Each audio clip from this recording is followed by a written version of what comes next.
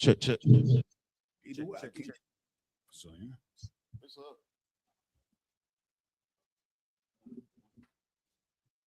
Oh, Check.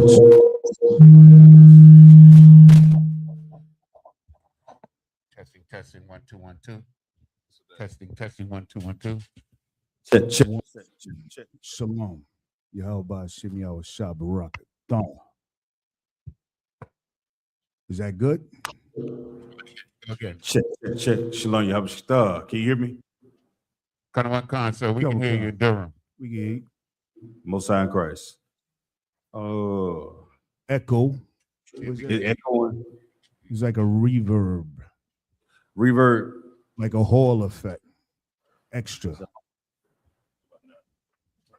Can you hear me now? Sounds better. All right, Most High in Christ. Okay. That'll work. I just turned the the other one. Yeah, put it down. Yeah, come. Check. Can you hear me now? Come. We can hear you, sir. Testing. Ooh. Testing. I can hear you loud and clear, Yanazar. Khan, sir.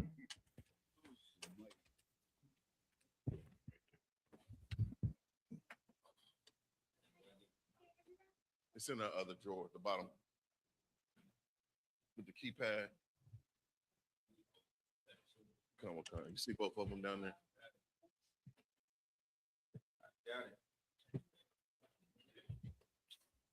How about now?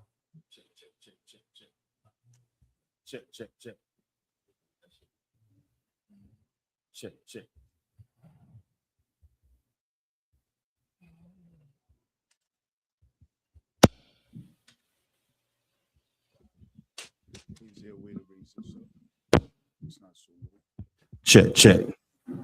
It's a cloud lift again bad. Oh, really? Yeah. I get expensive. Con, it's sore. It's good to go. Shalom, Yahweh. What's going on, Iraq? Shalom, Yahweh. How you doing, sir? I'm Tawad. What's going on with your priest? Hey, not much. Hey, I just want to say the water for you coming out and laying your talents to Durham for the post-Passover cookout. The DJing is excellent. I mean, it's pretty much your second career, but the music was Tawab, and your equipment is seemed like you got like $100,000 worth of equipment over there. Hey, I tell you what, all of it belongs to the Most High. Damn right. Every last bit of it. Because I'll tell you this, I was just talking about with everything that's going on in the world, like shit. We have to make an effort to be together. Like we have to make a genuine effort to come together and serve the Most High in Christ. Like the rain at the Passover was a definite indication of things we may have to overcome just to be together. Because it's easy for somebody to say, well, it's gonna rain. I don't have to come to the Passover. Or I don't want to mess up my garment. I don't want to. You could have thought of 1,000 excuses of not coming to Houston for the Passover. And I learned something, even in the struggle, the Most High wants us to still choose him. You know what I mean? Why not? When you think about brotherhood and sisterhood, even in the trouble, it's your responsibility still to choose the Most High in Christ. It's still to serve, still to be a brother, still to be a sister, even if you're tired, even if you're hungry. So I want to say the water for you to the I.S.U.P.K that's in Durham to open up your doors in your homes to allow essentially, you know what I'm saying, people that we didn't know 10 years ago into your house. You understand? Con. So I want to say the water, give Officer Rock a hand for, to open up his home to allow us to even come to Durham. You mean? Most High in Christ, sir. Yeah, con. And the And soldiers water, if I could, sir, listen, all the strong brothers that you raised up there in Durham, from young men, they became the troopers, you know what I'm saying? Now some of them got their officer test. Like that, and that's a testament of the zeal that they see that you exhibit from day to day. You understand? So, brother, I want to say, and we definitely got to give it up to Captain Nayathaq, Officer Yahweh, Officer Abraham, Officer Lahab, for setting the examples out Like, we see these brothers that's above us and we serve them with great zeal and humility, right? And if we do this thing the right way, do it with the spirit of being humble and being a warrior at the same time, brother, let me tell you something. This school gonna grow like no other. This school, these doors gonna become open. You have brothers coming in, bringing in their whole families, sisters coming in, bringing in their skills. You know what I'm saying? They what we call it? They Proverbs 31. What they bring in? Their virtue. Virtuous. We're gonna find out the virtuous woman they're not gonna go into the clubs and become alcoholics anymore. They're gonna get off OnlyFans. Even OnlyFans is an easy way of making $1,000 a day. But the time is coming now where our sisters are going to begin to choose to serve the Lord versus then to serve the mammon that's in the earth, the money that's in this earth. Because they're going to realize that we can have all the money in the world, but when you're suffering from day to day and you love your fathers and your mothers, that money don't answer your questions. The Bible says money is a defense, but money don't answer our questions when we start asking the Most High, why us, Lord? Why do we have to deal with so much turmoil? Why are we seeing all the things that are taking place on the news? What the hell does Iran and Russia and Afghanistan and Donald Trump have to do with me? We open up the Bible and we realize that, wait a minute, all of these things are ushering in the Third World War, which means our freedom. This is our freedom, all right? This is our freedom that we're looking at from there. You turn on that news, we are looking at our freedom, and it's happening right now. It's right in front of our faces, brother. So when you open up your doors, you come in there, Iraq had a whole spread laid out, y'all. He had chicken, baked chicken, oven baked chicken, honey roasted chicken roasted on top of roasted. I mean, he had it laid out in there. So he had he had a charcuterie board. I don't even know. I'm just, it's 2025. I'm just learning what the hell is charcuterie. I can't even say that. Charcuterie? Yeah. A charcuterie board. I had it laid out, man, and I'm humble because at the Passover, we could have thought of, if we was in the world, you think every excuse to turn off the audio system, to turn off the mics. It was thundering, lightning bunk, y'all. Oh man, we gotta get from all these tents. The lightning hit the tents and all that. You could have thought of 1,000 reasons to be like, man, I don't know about this. I don't know if I want to serve the Lord like this. Guess what? When we said Sawapanyakwodam, and we turned to the east and we said them prayers, I ain't seen not one brother or sister put their head down. Damn right. That gave me chills. Captain Nayathaq came to me. He said, "I was Zion, brother. Let's make this thing happen. Let's do it." And I'm the water. I'm saying the water to Captain Nayathaq for his zeal to even understand the moment in the world. Like you will miss the moment in the world. You'll think of another excuse of what you can't overcome in the world, man. But in here, like we say, no cowards, no excuses out. So once again, I rock the water to you, the water for them sisters up there, Officer Maha, y'all, his rib, them putting that food together. Man, it was flawless. Them brothers eating. The sister had cooked some beef ribs, monk, y'all. They told me, oh, they right there on the table. I don't know who they thought they was talking to. You thought I don't know. I guess you thought I was just gonna look at the ribs or something. That's the. I rock. She came back in and said, "What happened to all the ribs?" I don't know. The babies ate them. Shit, Salakia. But other than that, where Yonas are at? Where my man at? What? So I want to say, I rock. Give yourselves a hand. Give the brothers who helped put everything together a hand for the cookout and the sisters Salakia. But other than that, let me hear from Yonazar. What you got, Yonazar? You know how I like to do it. Then Lord willing, I'm gonna hold down the Salakia. I'm well, too much. If I may, sir. One second. Hold tight. Hold on for a second. Let's do this thing right. Shalom. Yahweh by Hashem Yahweh Shabbat to the Akim, the brothers. Shalom. Yahweh Shemal Thumb by Hashem Yahweh Shah to the sisters. I'm preaching officer of 5,000 Zion Yalla coming out of Fayetteville, North Carolina. This is the Tuesday night brotherhood scripture breakdown class, the mandatory class for North Carolina. I'll be holding down the hammer to Captain of 13,000, Captain Nayathaq, who runs North Carolina. You understand? Once he come on, we'll be turning the class over him. If you have any questions that you need answered, you put them in the chat. If I can answer them, I'll answer them. If I can't, we'll hold off to Captain of 13,000, Captain Nayathaq comes in. Other than that, let's roll, Yonazar. So if I may, so everybody know Trump is the new Jesus, right? Everybody know that. And but the thing that I wanted to comment on, sir, is that like America is like a sexual deviant kingdom, period. Period. And so now we see that the leaders of America are sexual deviants as well. It's with several congressmen, at least two, was brought to the forefront that they had even raped women and also physically abused women. And two of them had to resign. They resigned today officially.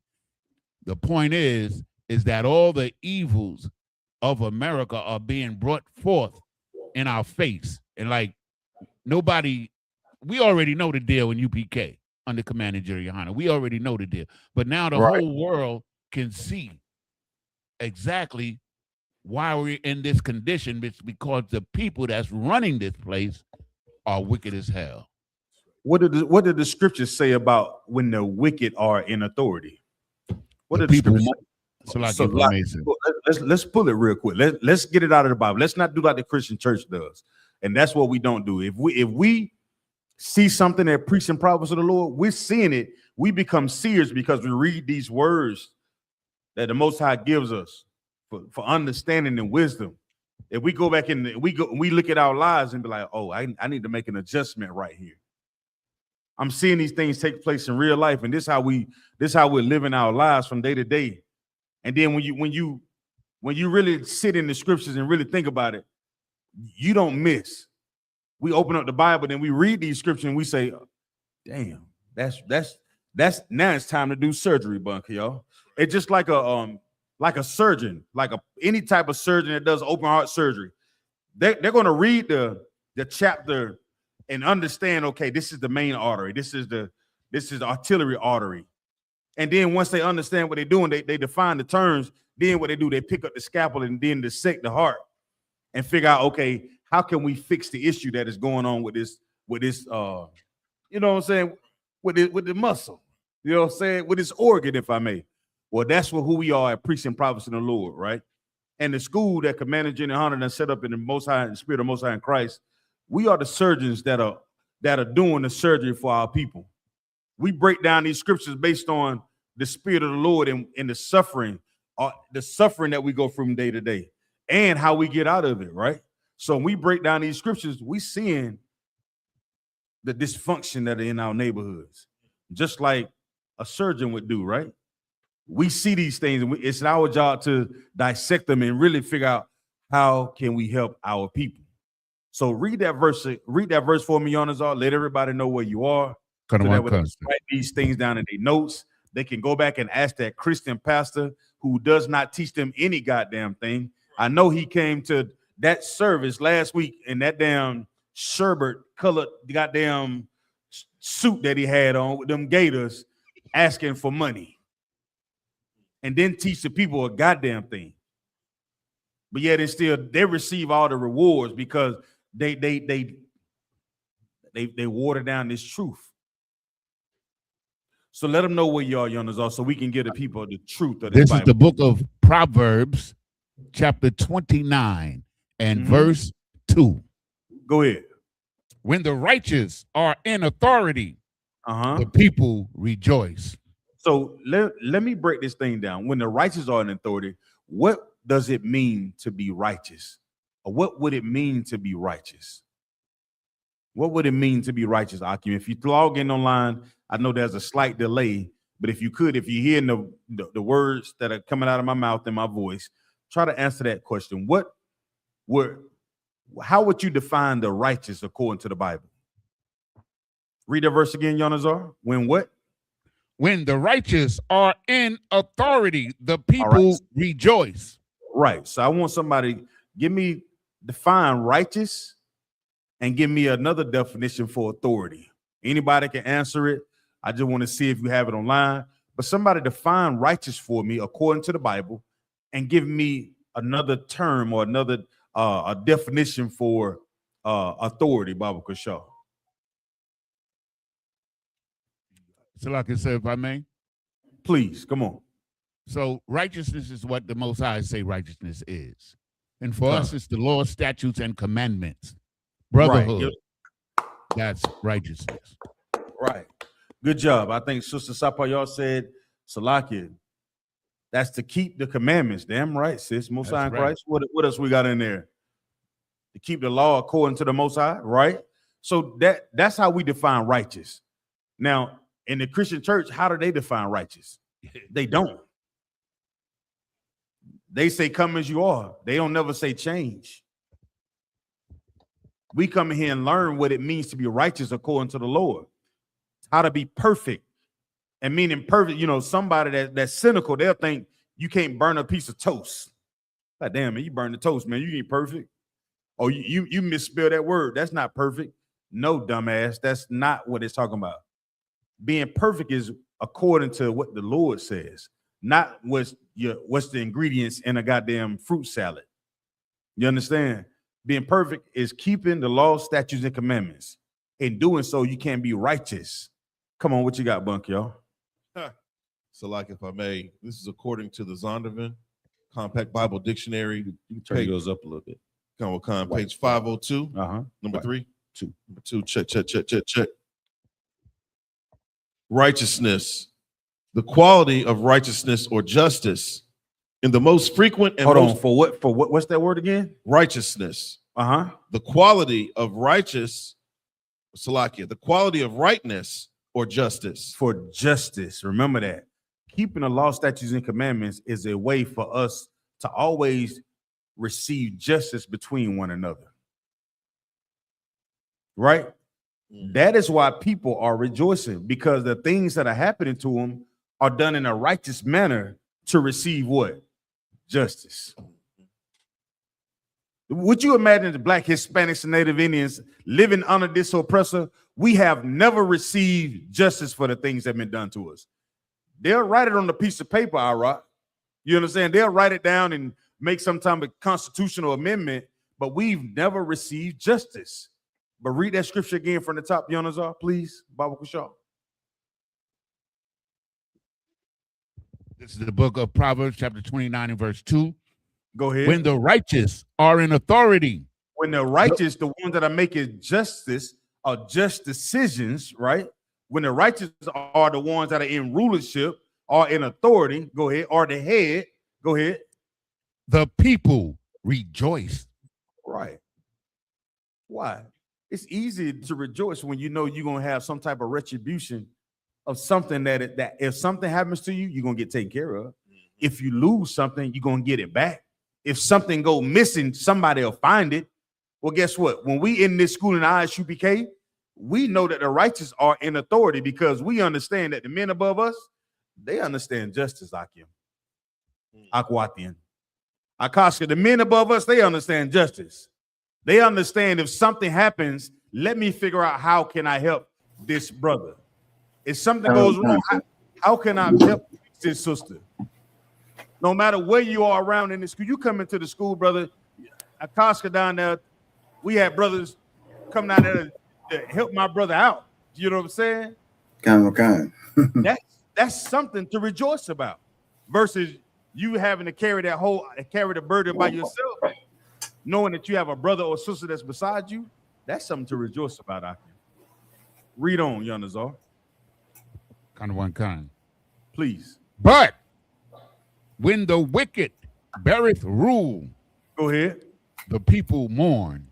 So we talked about earlier, just like you said, Yonazar, the wicked are running the earth so much so their wickedness has caused them to even resign out of office. They're in the position to make righteous and just decisions, Yonazar, but their wickedness is so evil, they can't even do it. They can't even do the goddamn job. They can't even do the goddamn job. And they'll tell you, Yonazar, you know what they'll tell us? What they've been telling us, Yonazar? I know you know the answer to this. What did they ask us to do for change? Well, they asked us to wait for change. Wait, and what else? They want you to, Vote. they want you to stand in the line and vote. You're gonna vote for somebody who's gonna resign for being wicked.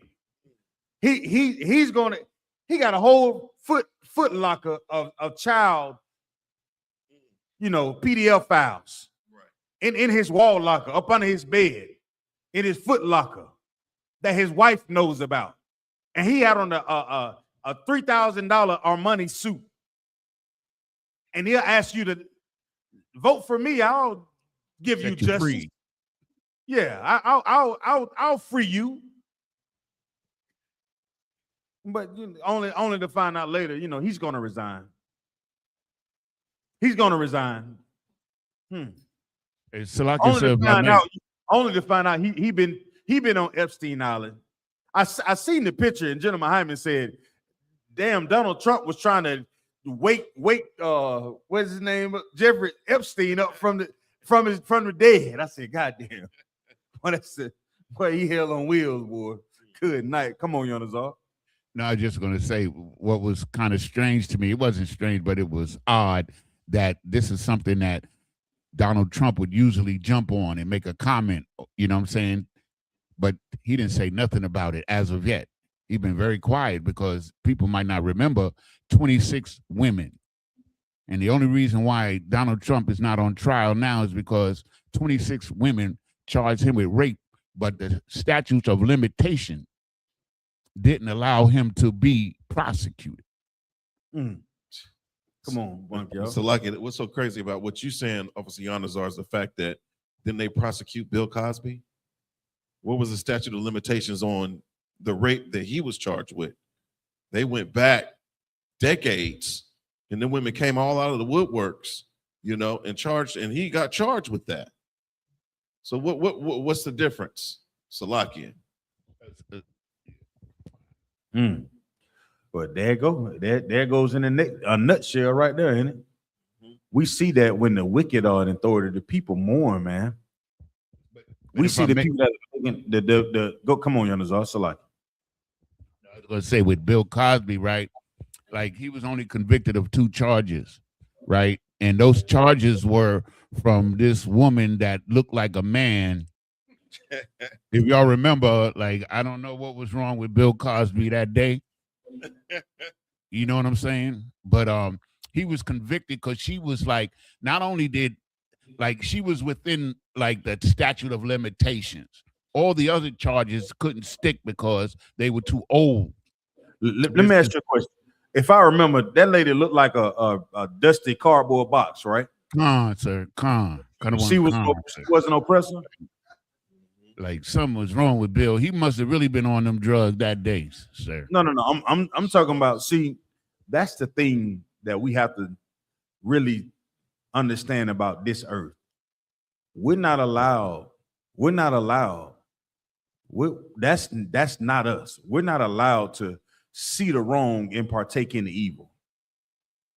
We're not allowed. That's not the Most High. The Lord said, "Learn not the way of the heathen." Those things that we see in the earth, that's our responsibility. We're seeing the things that Trump is doing, his cabinet is doing, these politicians, all throughout the earth. And we seeing it, and not only are we seeing it, we're hearing the injustices that are taking place from the victims that are coming forward. So this should be an indicator to us to be like, you know what? Those decisions, I shouldn't abide in that. I got to separate myself from it. If we seeing all these the actors that we looked up to as children, we seeing us marrying ourselves to heathens. These are examples to everything that the Lord says in his Bible. That's why it's so important that all the brothers and sisters that sit in these classes don't just sit and look. Don't just sit and look.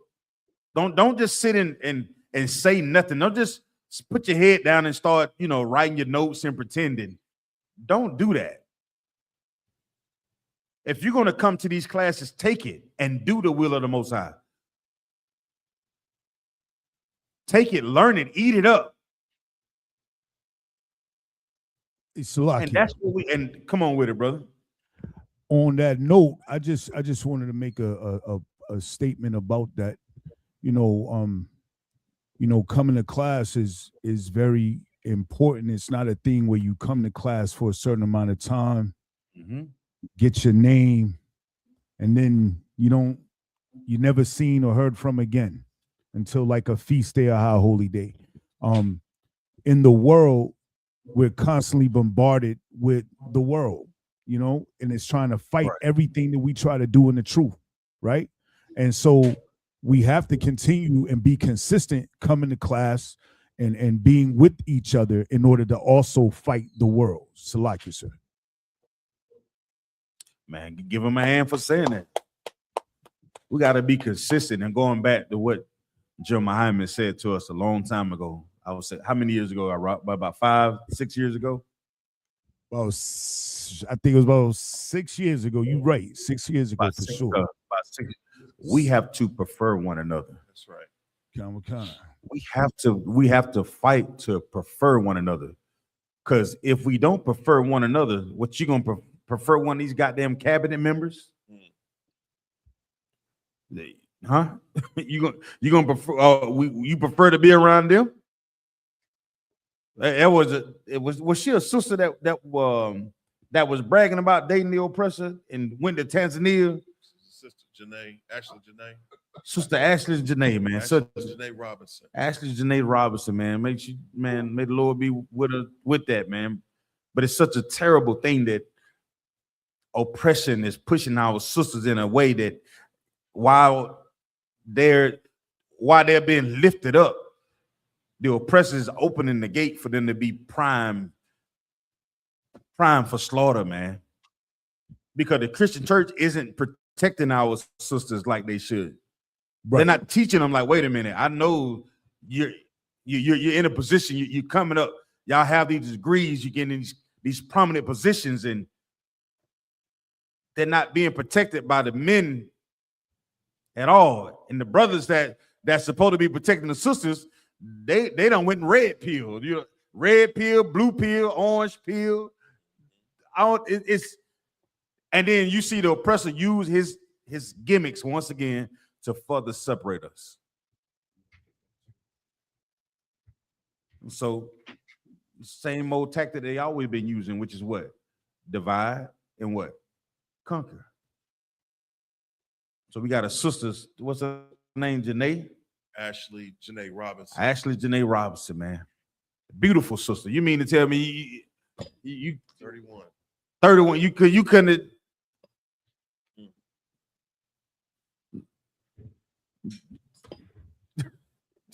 So like, if I may, I mean, they're pulling up all kinds of, your social media, is a record. They're pulling up all kinds of tweets where she was just bragging about wanting mixed babies and, being well kept and, just promoting miscegenation, which is so wicked and evil. And you look at, I looked at her parents, and her mom jumping out, to her defense. Okay. She should. And I'm looking because she sounds like, she has a white man, but she's married to a black man. She's married to a brother. And it's like nobody interjected and nobody spoke up to say, no, what you can't deal with the devil. I've learned something about this truth, man. I got to be frank, all right. For real change to happen, sometimes you're gonna piss somebody off. Damn right. Sometimes you're gonna get pissed off when you tell it's have I therefore become your enemy because I tell you the what? The truth. That's right. And Salaki, and with that, sure. I want to turn it over to Captain of 13,000, Captain Nayathaq, but Yumyan. Y'all clap it up. Shalom, Yahweh B'Shem Shekatah. Yahweh B'Shem Shekatah. Thumb, Yahweh Shema Tabashim Shai. How y'all doing? Swab, sir. You're back and ready. You're rejuvenated. Kind of one You're ready sir. for this weekend. Sir. Y'all gonna let them demons get to you? I hope not. You know what I mean? I hope we're ready to hit that ground. Summer is here. You understand? And them demons coming out. You understand? And then here we learn how to battle demons. You understand? We Come learn on. how to do it the best way. You understand? And how we do that? Through what? Brotherhood.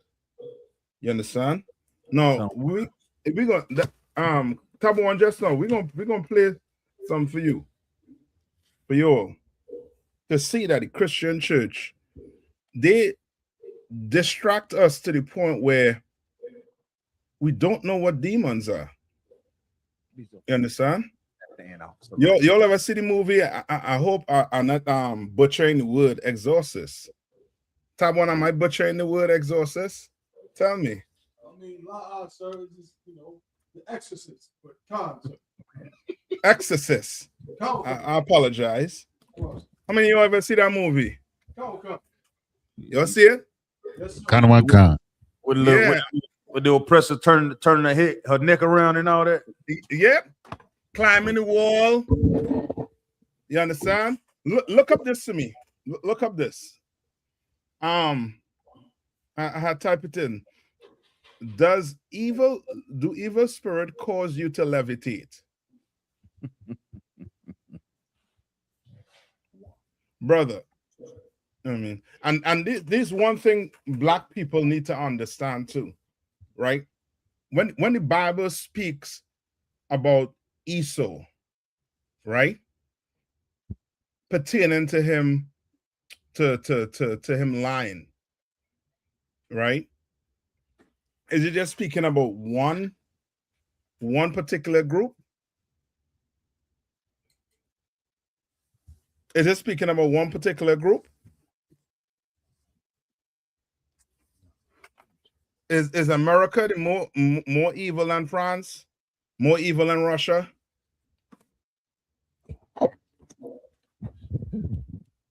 Salaki, sir.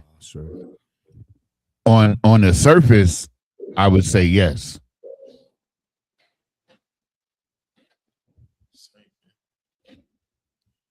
So you think it would have been different if black people were speaking Russian? We were Russians. We'd have a better chance.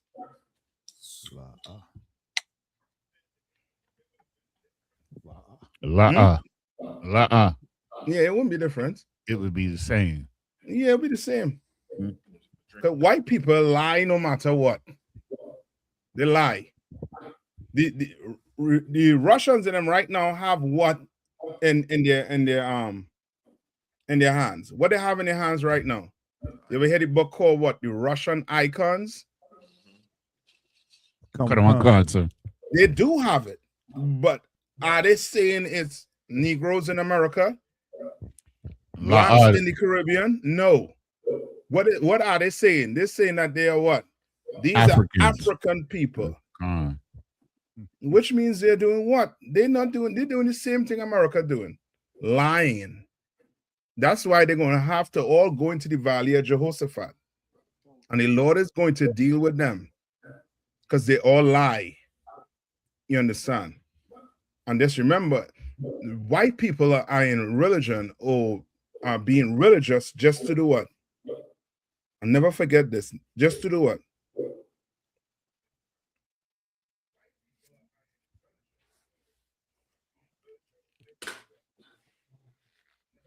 What do you think they're in religion to do?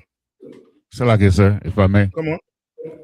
The religion is to deceive the world so that they can stay in power. That's it. And rule. That's it. I'll take that, Yanaza. That is it. There's just to deceive us. It's just to deceive us. Because why? Wayne Gacy, he was down to being in the choir ark. He was down to what? Running a church. He was high up there inside that church ark. But then when he goes home, he has what? Bodies buried under his house. You understand? Right? 1 minute.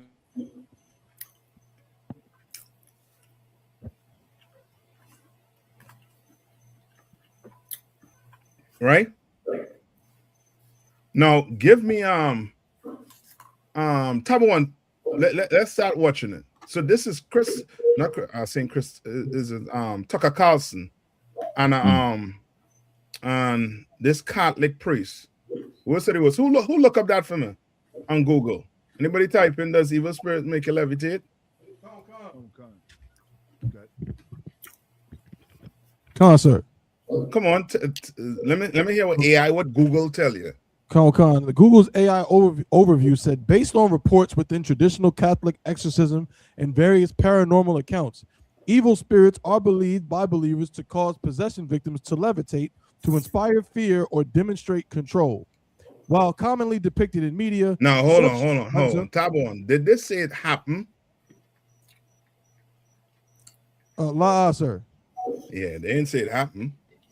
Where's the evidence? Are you gonna take me to a movie? You understand? You're gonna take me to a movie. Come on. Con, so it says, while commonly depicted in media, such occurrences are considered rare, specialized phenomena rather than everyday occurrences. Mm-hmm. So which lets you know what? This is strictly to who? What religion? Catholic, sir. Catholic. So you tell me the Catholics are the only one where demons in there levitate? Mm. So demons in the Catholic Church different from demons outside the Catholic Church. Con. So the demons in there just more wild. They're no behavior. Any more? So like I said, nothing. I don't think it's any more pertinent information, but it's just doubling down on the same thing. Exorcists like Father Vincent Lampert. Is that who we about to watch this video? That could be very well him. Yeah. I don't know the dude's name. Look at the arm. Look below the arm. The credits of the video. But we're gonna read some of this here. I mean, listen to some of this. No, this is Father Chad Ripperger. Mm-hmm. Con. So like I said, right. But yeah, Father Vincent Lampert stated that in rare cases of possession, demons can control the body, which may include lifting it. Scientific and rational perspective. There is no scientific evidence that validates levitation by spirits, and such claims are generally attributed to fraud, tricks, or hallucinations. Come on now. Fraud, tricks, or what? Hallucinations. Otherwise, guess what? We'll be hearing about a whole ton of people levitating now. Why it is only subject to the Christian pastors, to the Catholic preachers? Why that's only subject to them? You never hear any other religion talk about the demons levitating. You understand? Which lets you know okay. Not today. You understand? Right? No, let's play a little bit. And let me get something, we'll hit it off. To show you that they don't understand this Bible like, Commander YAHANNA and the generals, and how they teach us this. What you're learning is gold. You understand? Brothers and sisters. What you're learning in here is gold. You understand? It's not common knowledge. Right? Come on. Read. State what the qualities are that you see in people that are compatible with demons, just like to remember to avoid these things. What are they? Well, it's basically people that, and this is actually some of the secondary signs of possession. It's people who have a tendency towards mendacity, lying all the time, duplicitous. I've made this comment even publicly about certain politicians. You can tell that these people are in cahoots with. So you're saying lying all the time? Well. What do we have here? Who lies all the time? So you tell me only the politicians lie? Only politicians. Who believe Christ? Who taught Christ was a white man? Who taught what? Mary was the mother of God. So based on what you're saying, the Catholic Church is full of what? Liars, sir. Liars, but full of what? Demons. You understand? Full of it. They embodied it. Go ask, go do a research on the religion, the most dominant religion in prison. It's going to be what? Christianity and Islam running neck to neck. It's running neck to neck. You understand? Which lets you know what? The Christian church is not the house of God. You understand? That's why we say in here what? The Christian church is a what? See if you're remember. What do we say in here? Christian church is the house of what? Satan. And it's a Hell of a drug. Yeah. The whole works. You understand? Because they don't do anything the Lord said to do. And these preachers be trying to tell you that, you know what I mean, trying to give you a breakdown on demons when they don't know what demons is about. Go to Mark 5. Let's start at 1. Go to Mark 5 and 1. If you all have any questions, just stop me, right? Or just type it in the chat.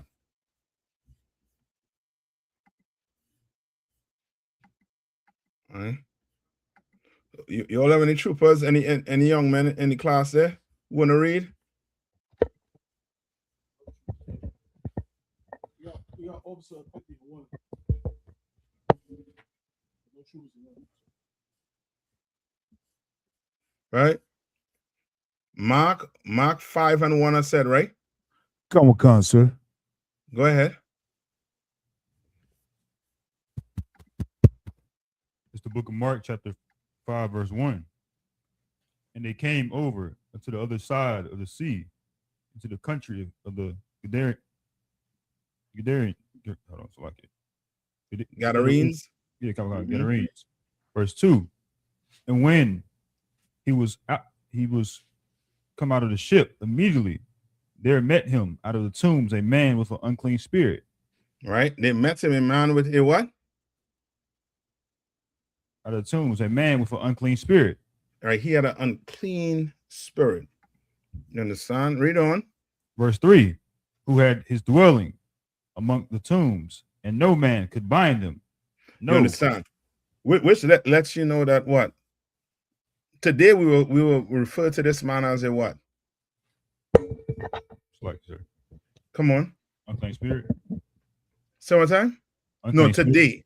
Oh. Today. We don't use, you know what I mean, language like unless you're in here. Salaki, sir, someone with a mental illness. Yes, we'll say this was not a mental illness. You understand? We'll say that. Because this man, where was he living? Where was his residence? So like it, sir. Mm-hmm. Yeah. Graveyard. Yes. Right? Somebody in the right mind is not going to be what? Living in a what? Graveyard. Go. You understand? Well, this brother here, he was living in that graveyard. And he had an unclean spirit out. And that's like, you know what I mean? That's why in here, you learn that what? Blind people, if you could see in the, I think is in the third dimension or the fourth dimension, you'll see what? An angel what? Covering his eyes. And he, you know, walking normal, but you seeing an angel hand over his eyes. You understand? A cripple, you'll see an angel doing what? Either holding it, you know what I mean? Holding him, you know what I mean? Tying him up or holding him down. You understand? Where he can't move. If you could see, is the fourth dimension or the third dimension? Fourth dimension, sir. Yeah, the fourth dimension. You understand? Like you'll see these things if the Lord was going to what? Open your eyes so you can see what these angels be doing to brothers and sisters who, you know what I mean, who we would say have some mental illness, some you know what I mean, blind, you know what I mean, some form of, you know what I mean, cripple. You understand? Right? Read on. So come on. not with chains. Verse 4. Mhm. Because that he had been often bound with fetters and chains, and the chains had been plucked asunder by him. So The what they had to do? They had to do what with this man? It's like it. They had to bound him with fetters and chains. They had to bound him with feathers and chains. Okay. You understand? Now, based on what you've been hearing, these preachers say about demons, right? Now, if you were to believe them, then what would you have to throw out the door? It's like it, sir. Come on. You got to throw the Bible out. Summertime? If you believe the Christian pastor, you have to not believe in the Bible. Well, of course, yes, you're right. Can't say no to that. But there's something else you will not be able to say that we love saying in here.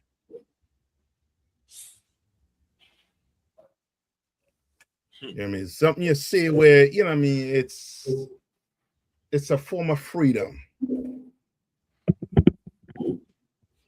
So, like I said, Come on. you said something that we say that you can't say in the Christian church.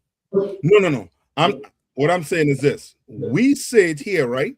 Mm-hmm. Right. What we say here, right? If we were to believe what the Christian pastor, what these preachers and them be saying about demons, we can't say, you know what I mean, what we're saying here. So like it, sir. But hold on, Batizar one, get it. What Batizar one said there?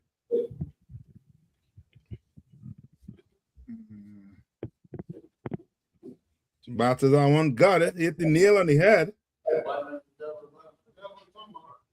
Yeah. You can't say the white man is the devil. You cannot say the white man is the devil. You go tell a Christian that now. The white man is the devil the Bible speaks of. They're gonna be like, no, he's not. He's not. He's not under the ground. He's not. He don't possess people. You understand?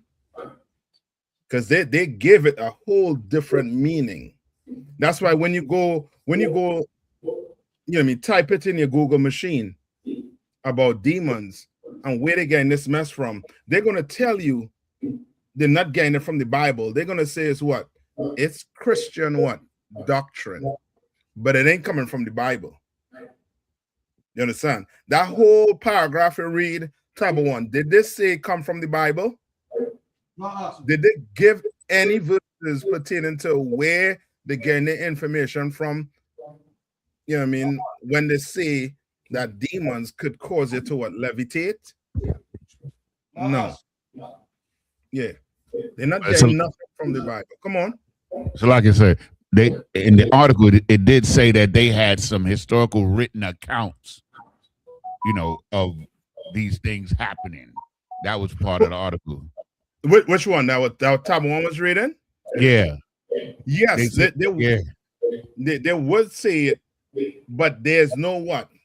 There's no scientific proof. They said that too. They said there's no real scientific proof that it's happened. It's only been written accounts. Right. Who wrote the accounts? They did. Yeah. So which means you're lying. You understand? It's no different than, okay, remember, okay, what's going on the earth right now? What's happening on the earth right now pertaining to America and Iran? War, sir. They're fighting a war right now, right? Sir.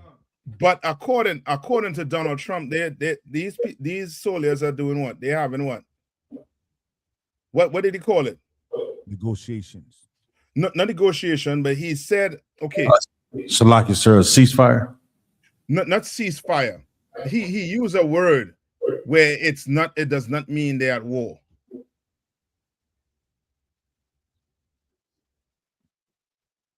He used a word, I forget the word they used. He said they're doing an excursion, or I forget the word he was using.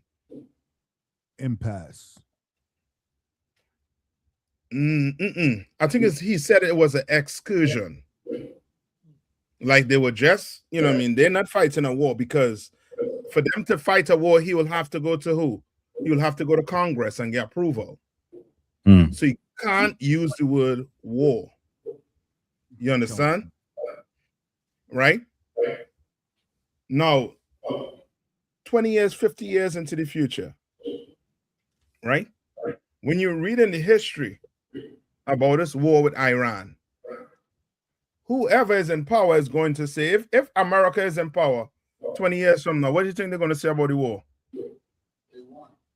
Yeah, they're going to say they whoop Iran behind. Iran was their leaders was abusing their people, and we went in there and did what? And saved them. And then when you ask Google to share some proof, ain't no proof to say that they won. But when you do your research, you're seeing that Iran, they closed these Straits of Hormuz. America went begging for a ceasefire, got the ceasefire, went to do negotiation, but it's under the pretext that it was under a cover just so that they could have a ceasefire. They wasn't going to make no deal with Iran. They wasn't going to make no deal with them. You understand?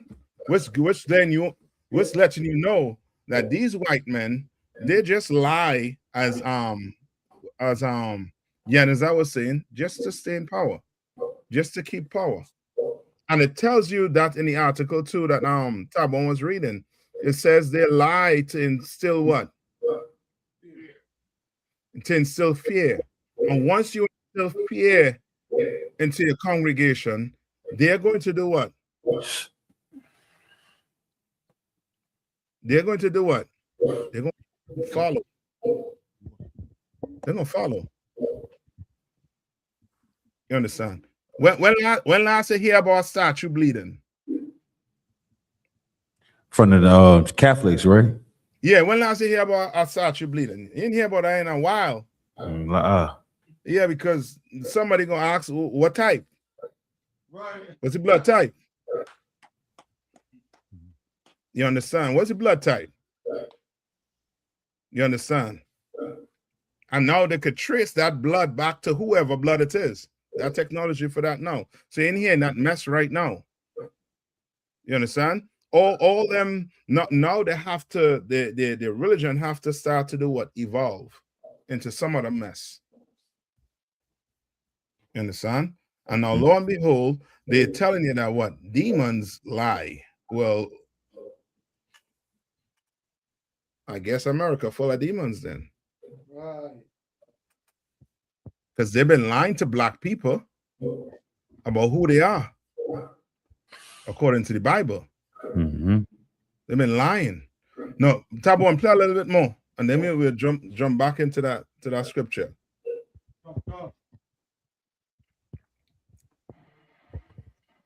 The devil, because of the fact that every single thing they do maximizes, are in cahoots with the devil because of the fact that every single thing they do maximizes damage within their capacity to do so.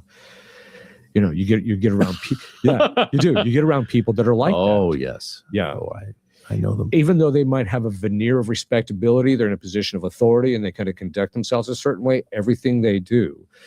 I first noticed they this. don't show any, like a normal, I lie. I have lied. I hate lying, but I have done it. But when I do it, or I think most people, when they lie, you kind of twitch a little bit. You don't want to lie. Yeah. It's the people who register no concern at all about That's lying. right. No that remorse. is a sign. Yes. Do you think? Yeah, So absolutely. hold on. Yeah, and that's that psychological compatibility. So what are you saying? Hold on, Tabo. What are you saying? Saying you can lie, but you had to have a conscience behind lying. There's some people who do have a conscience behind lying, right? There's some people that don't have a conscience behind lying, which lets you know what? That Esau, there's always what? Some excuse. You understand? Some excuse. There's some excuse for you to lie, for you to say this and then say this and say that. When there should be no excuse. That's why In here, we don't lie to each other. You understand? We don't do that. Why are we doing that? Why are you lying to your brother? Why are you lying to your sister? Why are you lying to your wife? Why are you lying to your husband? You don't need to do all of that. We don't need to do that in here. You understand? These heathens been doing it to each other. They lie. They tell you they want to negotiate, and then when they come to the table, guess what they do? They blow your whole country up. They kill your leaders. I know you're gonna behave like they behave. You're gonna lie like they lie. You understand? Play on.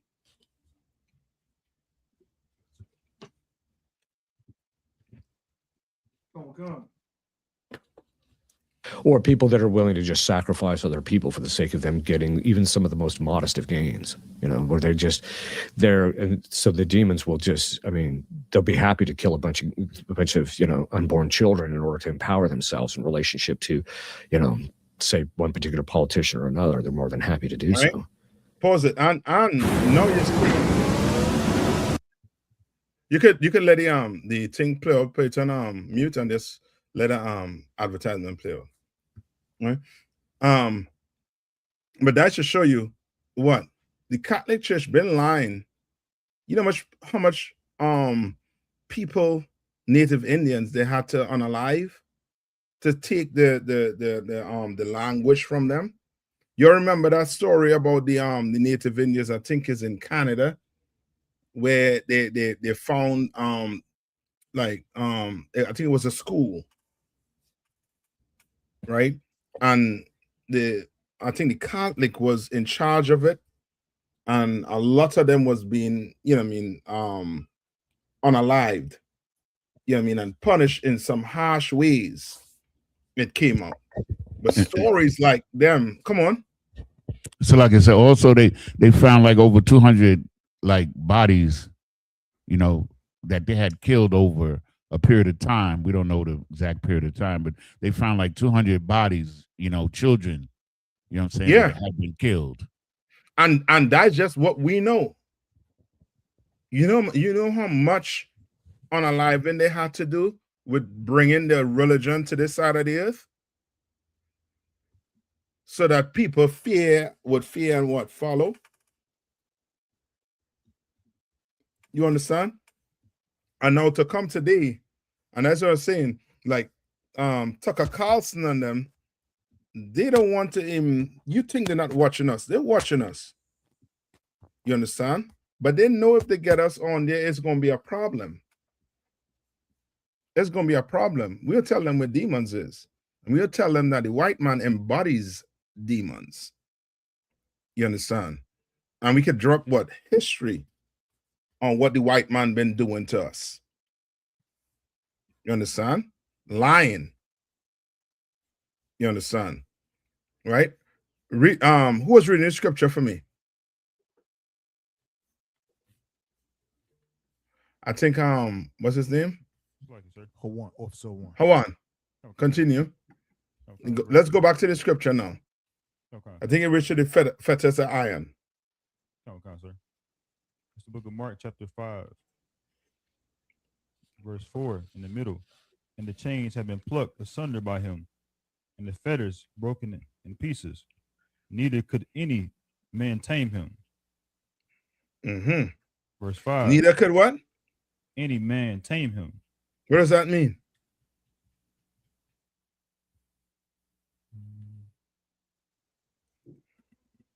No man, Salaki, sir. No one at that time and in that scenario was able to shake him out of it, wake him up, bring him back to a stable mindset. Yeah. No, nobody was able to get him to stop behaving in that manner. Because remember to say to put him in fetters of iron, and he will do what? He would just what? Break free from it. Which means he was doing what? He was being what? He was running havoc in that place. And they had to what? Time down, because he was, he was out his mind. Zalagi, sir, in the mental illness field, you know, just historically, there's a thing called I guess in the streets we call it retarded strength, where there's extraordinary strength that is obtained by someone who has some type of Mental psychological illness. issues. Comic-Con. Yeah. And this is before the medications that we have today. So it was probably, you know, more trials and experimentations and stuff going on. But way back then, they probably had none. You know what I'm saying? Yeah. So like, I ain't gonna say that they didn't have anything to you know what I mean, to quell it. They just, you know what I mean, at this time, you know what I mean, this is what they was dealing with this brother. Because remember, medication, them things been around for what? For years. Doctors, you know what I mean, around.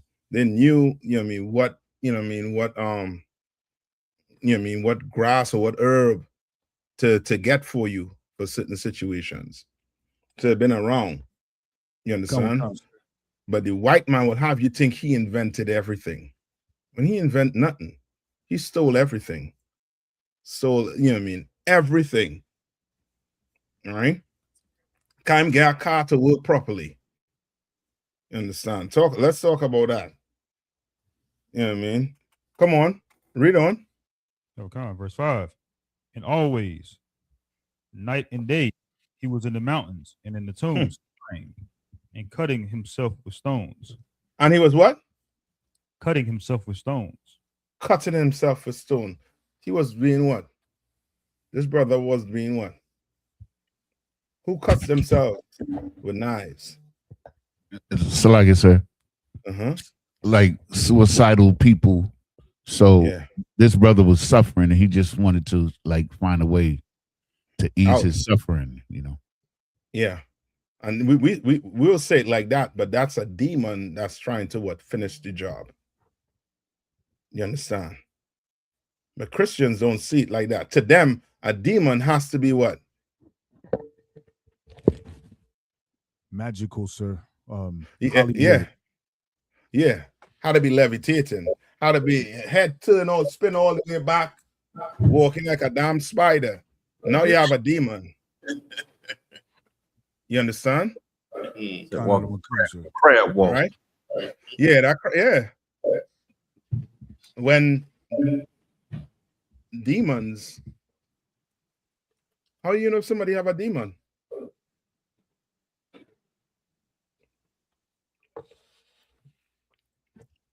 How do you know someone have a demon? Where demons come from?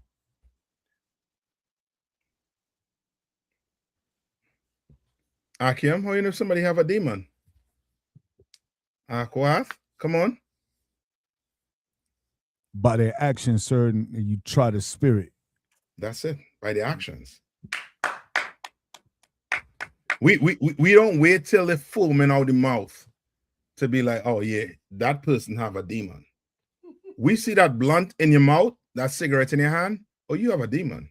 That's right. We see you accepting what America is giving you. Oh, you have a demon. You understand?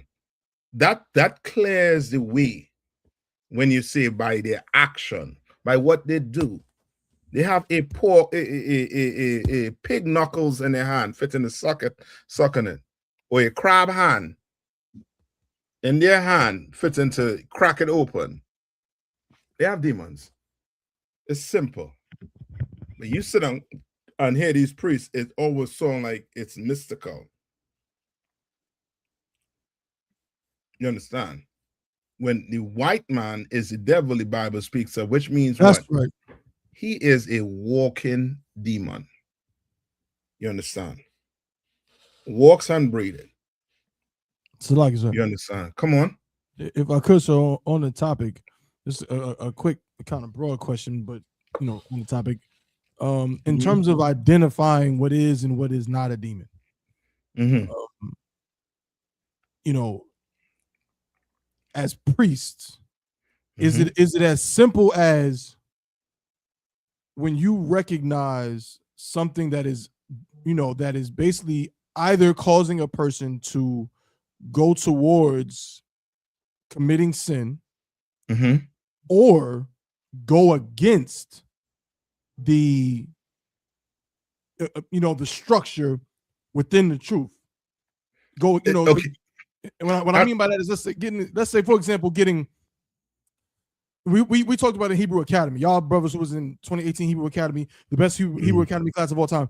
Y'all know what I'm talking about. But Salakia, there was a question asked one time about what if a man above you just drops his keys and says, pick it up. Right? Ultimately, the answer was that you've been given a lawful order. You pick up the keys, and then you say, Salakia, sir, you go to that man alone and say, Salakia, sir, I don't think that was, I felt offended by that.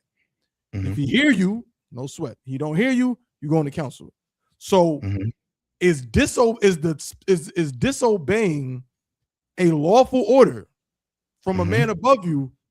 Is that automatically like a demon? Like if you're given a lawful order and that thing in you that almost resists, is that a demon? Salakia, sir. It's okay. If the how to put it? Broad, I would have to say yes. That's a demon on you. Because you go to counsel, you'll get jammed up real bad for disobeying a lawful order. You understand? Right? Now, is it on the level of, you abusing, a woman, it's, or a child? No, may not be. You understand? It all depends on what it is. You understand? But you get a lawful order, you better follow it. You understand? You don't like that lawful order? Now you could do what? You have a government in here where you can do what? You could take it to counsel. Okay. And now the brother with the demon on them will not want to do what? Not so much go to counsel. Will not want to accept the judgment. Right. You understand? Okay. Understand? Because I just, and you all brought up some heavy too, and that's another thing too. That demon will stop you from coming to what? Class, sir. The council, sir. The council. It will stop you. Why? Because council should be a place where you do what? You come to what? You come in there to do what? Somebody's charging you for offense. You're supposed to be coming to council to do what? Profess. Not to truth. Yeah. Well, to profess the truth, but more than that is you're gonna what? You're gonna be like, I was a brother, I was a sister. Right. I didn't do, I don't think I did anything wrong. This, that, the other. Because you being what? I don't want to say child, but you being accused of being unbrotherly. You're being accused of being, you're not being a sister. You understand? You're being accused of, being a sinner. You ain't no sinner. I ain't no sinner. I'm coming to that council. That's right. And I'm coming to see what I did, and I will hear what you did. And the judgment, if the judgment ain't come your way, you about to accept it. Better be like, you know what? I wasn't wrong. Because now somebody else who's outside, who have the experience, you understand? Who was put there to deal with that matter. No, he dealt with that matter, and I'm wrong. I have to accept it. If I don't accept it, that means what? For sure you have a demon. That's right. You understand? Come on, sir. Salakia, sir. Come on. Just to let you know, we got some questions in the chat, sir. Come on. Okay. Salakia, first officer, I got a question, sir.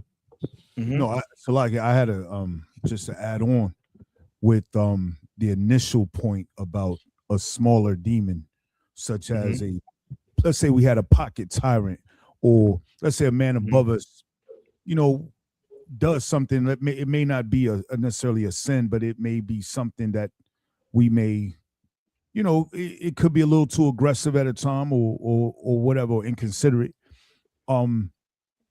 because we have brotherhood and we have the system of going to him and thee alone, it allows us the opportunity to reflect and see, oh, okay, and not allow that thing to grow, meaning some small things, some small demons can grow into those big catastrophic demons if left undealt with, which is why in I.S.U.P.K we profess that brotherhood is a weapon. You understand? Right. The reason why it's a weapon is because we need each other. The reason why we need each other, or because we need each other, we're going to offend, we're going to bump into each other, we're going to, do things. That's why we had a law to show us how to deal with it when we offend one another. If I may turn the air down a little too cold, or too hot or whatever, but because we must come together, Zephaniah 2:1, we're going to be together. We have the high holy days, we have the feast days, the classes and things like that, because we're constantly dealing with one another as a nation of people. And right now, just as a school, there's going to be times when brothers going to feel offended or feel slighted. And the best thing is to go to him at that moment so it doesn't grow into an all-out beef or, I ain't effing with him, or, he don't like me, or anything like that. So that's why that is important, because, when people come in the truth and what we learn in the world, and that's why it's very, when Officer Zion was talking about being consistent, we need it, because in the world, you come in the truth, you don't want to offend. You don't want to say something because you don't want to hurt their feelings, or you don't want to get them in trouble. But in the UPK, it's like a whole nother thought process where it's like, no, go to them, tell them that he did it, go to her, tell her that she did it. Don't let it grow into a big offense. So where it's like, even though she has this demon or he has this demon, we kind of failed them because we knew about this behavior. We knew about that behavior, but we let it slide. We let it slide. We let it slide. So in regards to demons, the thoughts in our mind, they grow. They can grow. We can feed into those demons, and we can starve those demons. And in UPK with brotherhood, we starve those demons. Salakia, sir. That's right. That's right. That's right. You understand? And the best way to put this, think about it like this, is like a cancer. A cancer starts off what? Small. And if you don't take care of it, it starts to do what? Start to spread. And depending on the type of cancer you have, it will take over your whole body. And before you know it, we're done. You understand? Another one cancer. You want to deal with it right then and there. You don't want to sit and wait. Because you listen to these people in the world like this preacher and Tucker Carlson, you will not ever think you have a demon on you. Nobody thinks they have a demon on them. Everybody think that what? That the other person has the demon, not them. You understand? Well, in here, we have a government that takes care of that. Somebody offend you, you go to he and they alone. They don't hear you. Let's ask for a counsel. And let's see. You understand? What's the other question? So first question, let me just scroll up, make sure there's no other questions prior. I don't believe there are. I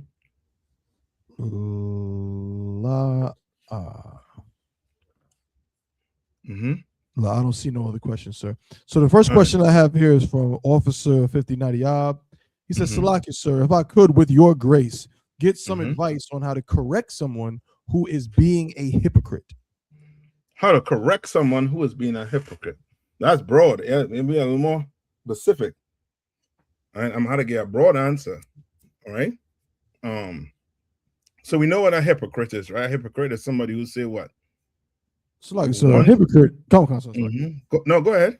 A hypocrite is someone who essentially says one thing and does another. Essentially, there's someone who speaks against an action while doing the same thing that they're saying is not supposed to be done.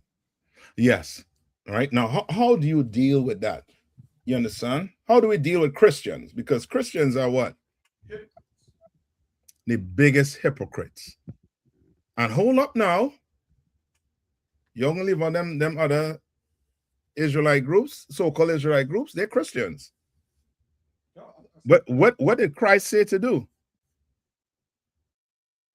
Give me what Christ said, let them alone. You're a hypocrite. You tell a hypocrite, you try to talk to a hypocrite. You're trying to, teach the hypocrite to stop being a hypocrite. A hypocrite don't want to hear you. Well, guess what? No sweat.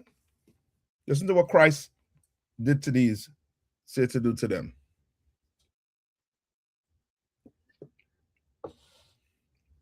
And give me where Christ said, don't do as the hypocrites. I think that's which one? Where that is that's in Matthew. I think somewhere around Matthew 6. Who got that one for me? Hold on, I'll find it.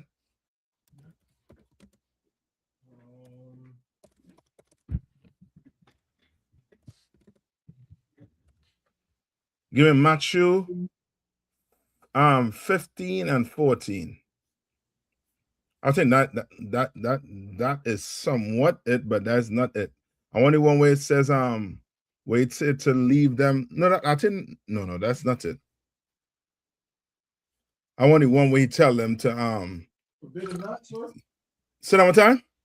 The one where he said forbid him not? Yes, forbid them not. Come on. So I got Mark chapter 9 and verse 38. Go ahead. And John answered him, saying, Master, we saw one casting out devils in thy name. Right. And he followeth not us. And he what? And he followeth not us. Yeah, hypocrites ain't following us. Read on. And we forbade him because he followeth. Slacky, sir. And what did they do? And we forbade him. They forbade him. They stopped him from doing what? From prophesying, sir. Yeah, on the street. From trying to teach on the street. So trying to have camp, sir. Yes. Come on. And listen to what Christ said. Come. Because he followeth not us. Verse 39. But Yahushua said, forbid him not. For there is no man which shall do a miracle in my name that can lightly speak evil of me. You understand? But that's not the one I'm looking for. I'm looking for the one where he said, where he tell them, same thing, but this one explains it a little more for you. The one I'm looking for is the one where he told them, like, don't stop them from teaching. I shouldn't say teaching, but from doing whatever they're doing. Check. Salagi, sir. Come We on. talk about Matthew 15 and 14, where it says, let them alone. They be blind leaders of the blind. And if the blind lead the blind, both shall fall into the ditch. Okay, that's a good one. That's the one I saw first. I'm gonna try and find it before the class over. But there's one where Christ told them, "Yo, don't stop them from teaching, from doing whatever they're doing, from them speaking, because they're doing it." I forget how he said it. Come on. I don't know if in verse 40 of Mark chapter 9 it says, "For he that is not against us is on our part." That's it. That's the part I want. Come on. So yeah, read that part for me. Come on. This is the book of Mark, chapter 9 and verse 40. For he that is not against us is on our part. Right. What does that mean?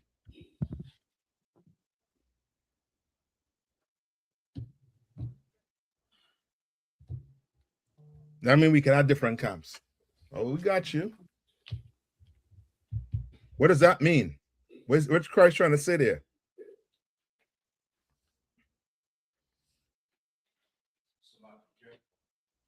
Come on.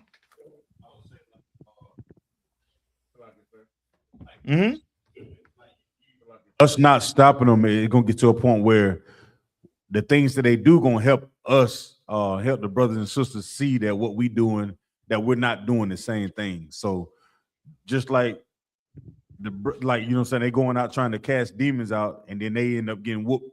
They end up, you know, the brother ended up whooping them out of their clothes. It came back to see, like, okay, y'all said y'all went out in the name of Christ, but your product don't represent, you know what I'm saying, the outcome. Then your outcome don't look like our outcome, if that makes sense. So yeah, I'll take that, Zan. That, you know what I mean?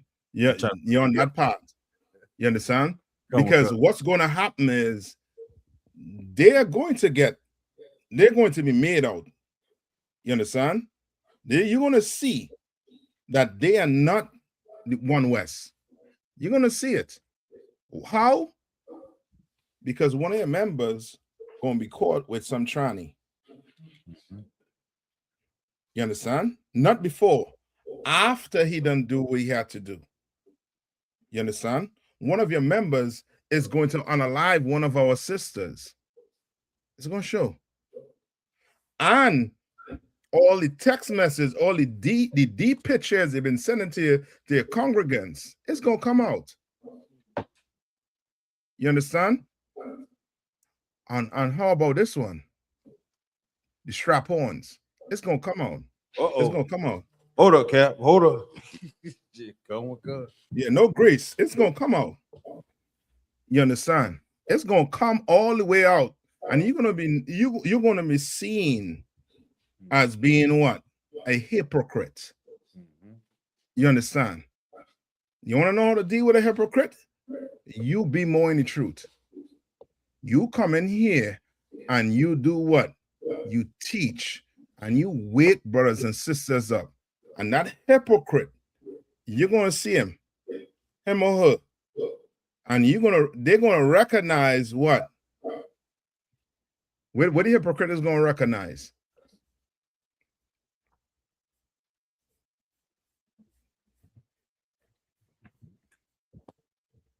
Salakia, sir. Well, first of all, he's going to recognize that he is a hypocrite.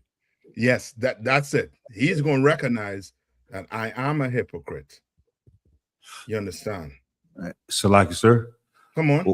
What's that song Kendrick Lamar got? They Not Like Us. They're gonna fully understand it. You understand? And also too with the Bible where it talks about don't what? Cast your pearls to your what? Swine. To a swine, to a pigok. You understand? Some hypocrites are just pigs. You understand? Right? And give me what Christ tell you, don't do as a hypocrite. Don't do as a hypocrite do. You understand? That's what you want to make sure not do. You see a hypocrite, you don't want to do what he do. You want to stay as far away from a hypocrite as possible. Who got that for me? Go down. You got it? Beating that's the hypocrite. Hold on. Select, sir. Go ahead. I think I got it in Matthew, the 6th chapter. Yes, and 5. Con. Go ahead. Book of Matthew, chapter 6 and verse 5. And when thou prayest, thou shalt not be as the hypocrites are. Thou shalt not be as what? As the hypocrites are. Read on. For they love to pray standing in the synagogues. Yeah. And in the corners of the streets. There's one thing, and this lets you know the biggest hypocrite on the block is who? Your Christians. You understand? The biggest hypocrites on the block is them Muslims. You see them callus on the forehead? You think, oh, they're the holiest of holy. Nah, I see a callus. I know you're a hypocrite. You understand? I hope that, you know what I mean, that answered. But, you know what I mean, if you want to be a little bit more specific, you could. But, you know what I mean, a hypocrite, there's no way of trying to get wrong, you know what I mean, trying to, just think how we deal with Christians. They're the biggest hypocrite. And we just do what? We tell them the truth. We tell them the white man's the devil, the Bible speaks of. We tell them that they're the true Jews, the Israelites, according to the Bible. And now they had to deal with it. It's either they come in and learn, or what? They continue being what? A hypocrite. And it's your choice. Okay. Tab on next. Con. The next question is from Sister Sapayar out of Durham. She said, Salakia, is self-pity or always being the victim, is that considered having a demon on you? What is self-pity? Woe is me. Nobody likes me. I'm always wrong. So self-pity is nigh unto being what? It's nigh unto being what? Come on.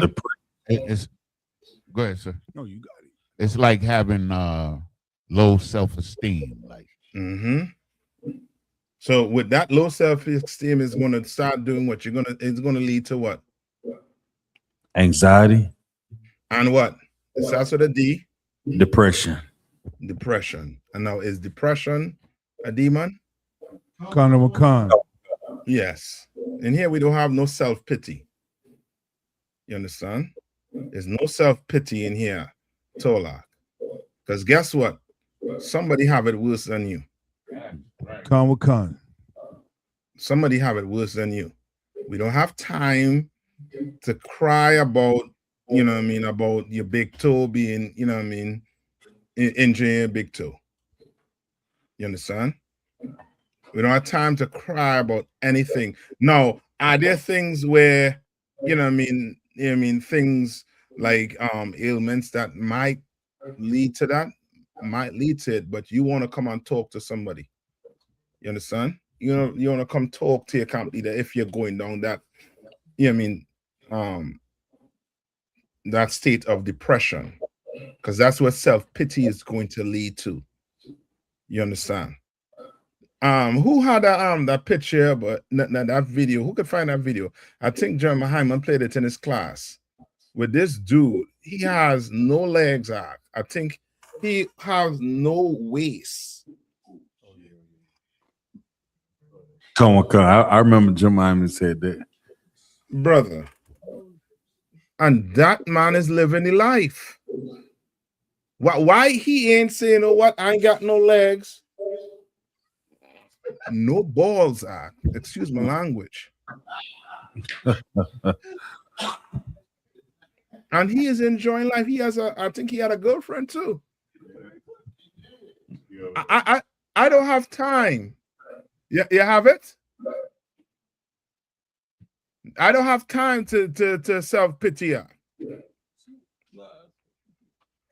don't have time for that. Let Tab One play. Tab One.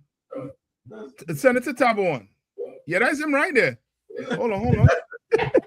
God, that's a clip from a classic movie from the 90s called Kids. And this man comes on the train in New York talking about, I have no legs. And he's singing, trying to get money and stuff. So it's like, I don't, not that one. That one is like, he's like that. He has no legs, no lower half of a body at all. Right, but I'm talking about the dude, the one who was in the military. The one who was in the military, and he had no legs, and they give him all the medicine, he got all that good doctor to bring him back, and he able to live a life. Now, when you see things like that, you understand, and you start, feeling sorry for yourself, just remember, it's somebody with no legs, no balls. Excuse my language. Salakia, come on. Can I get a precept that kind of cover that, Bob? Yeah, come on. Philippians 4:12. Go down and read it for me, Bob. It's the book of Philippians, chapter 4, verse 12. This is what Paul said. I don't want. I know both how to be abased, and I know how to abound. Everywhere in all things I am instructed both to be full and to be hungry, both to abound and to suffer need. Verse 13. Verse 13, I can do all things through Christ which strengthen me. So like in this verse, Paul was just saying, like, he know how to be high, he know how to be low. You know what I'm saying? How to take it, he know how to suffer through it, because when you no matter what it is, no matter what you're going through, you still can do all things through Christ's strength. Just like you said, the brother that was no arms, no legs. You know what I'm saying? Well, if he can figure out how to get to a woman and have a girlfriend, like no matter what we dealing with, high or low, we know the Most High is with us though. Yeah, and he is a devil. That's the thing. We are the children of God. You know what I mean? We are you know what I mean? We are Yashala, Prince of the Power. You understand? You know what I mean? Like, we don't have that. Give me where Paul said, where he said he has something. I think I'll beat go ahead. I bet you I'll beat you to it. Go ahead. What's that, Christ? 2 Corinthians chapter 12, verse 8. For this thing I'll be sought the most, so like the Lord thrice, that it might depart from me. And he said unto me, my grace is sufficient for thee. You understand? Like, Paul had something he was dealing with. Now, if he was focused on what he was dealing with, he wouldn't have time to do the work of the Lord. Right. He wouldn't have time to do that work. You understand? But instead, he came and did the work, and he constantly did what? He was asking the Lord to take away that from him. But what did the Lord say? It said, for my strength, like he said, and he said unto me, my grace is sufficient for thee. My grace is what? Sufficient for thee. Meaning what? So like you said, you better be glad he's not unalived, because Paul was, you know, he held a coat of what? When they was unalived of Stephen or stoning Stephen? Yeah. So the Lord tell him, basically, you ain't going through nothing as yet, basically. Right. You understand? Now, I could really turn the heat up on you if you want. Right. But the Lord is saying, my grace is sufficient for you. Meaning you're going to survive, Paul. You understand? You're going to survive, brother. You're going to survive, sister. You're going to survive. You understand? The nice thing about it is you have your brothers and sisters here. And that sister in Tennessee, her husband is Nayathaq. Nayathaq Conquer. You understand? That sister is an inspiration to us all. You understand? She showed you how to do what? How to fight them demons. You understand? She showed and she won. You know what I mean? Get her sister a hand. You understand? She won. You understand? And she shared it with the family, and the family enjoyed it with her too. You understand? She didn't feel what? What she didn't feel? Self-pity. She got up and did what she had to do. You understand? And some days I tell you, some days I see her making that video arc, and you could see, you know what I mean, the strength she has to put up to make those videos. You understand? Always remember somebody going through something worse than you. It's gonna help you out. In here, you worry about what the next man, what the next sister going through. You understand? That don't mean you should do what? I'm not telling you to do what? Neglect yourself, sir. Yeah, I'm not telling you to neglect yourself. But what I'm trying to get you to not do is to feel self-pity. Because self-pity will lead to you having demons. You understand? All right. I think there was one more scripture I wanted to go to. Salaki, sir. Come on. There's another question online, sir. Come on. Come on, Salaki, sir. This is from Sister Thaina. She said, Salaki, sir, how can someone battle mental health issues, medicated or unmedicated, amongst the challenges and responsibilities that come with being in the truth? Good question, sis. I mean, one thing you want to do is, if you go to let's start off with you going to the doctor. Once you go to that doctor and that doctor tell you, you have such and such, and we're going to have to give you medication. in here, what do we teach? What do we teach when it comes to medication? That you have to do what? Honor the Honor physician. the physician, sir. Yeah, honor the physician. You go ahead and take that medicine. Right now, that's all we have right now. Take it. Take it. You understand? That's what you're going to have to do in here. Right? And now, going unmedicated is not a good idea to be in here. You know what I mean? Unless you get in counsel and you follow that counsel. You're told to follow that counsel and you're following it to a T. You understand? But 99.9, if not 100% of the times, the counsel will tell you to do what? Get that medication. Let's start there first. Let's start there first. Let's see how you be. Let's see how you do. So like y'all the one. Come on. Also, just to add on, that doesn't mean that you can't get a second opinion. That's right. Mm-hmm. You could get a second opinion, but make sure and bring that counsel, bring it, you understand, to your camp leader. You understand? At least that's going to show me or show, you know what I mean, show this school that what? That you are what? You're doing what? You're fighting, sir. You're fighting that demon. Come with con, sir.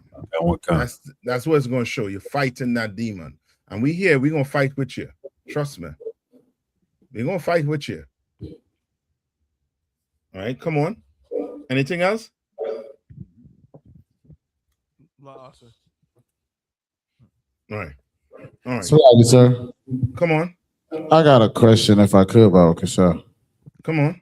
In Galatians, the 2nd chapter, when Peter was sitting with the Gentiles, and he saw Paul coming towards him, and he got up as if he was like ashamed or you know, like he felt a certain way about sitting with him.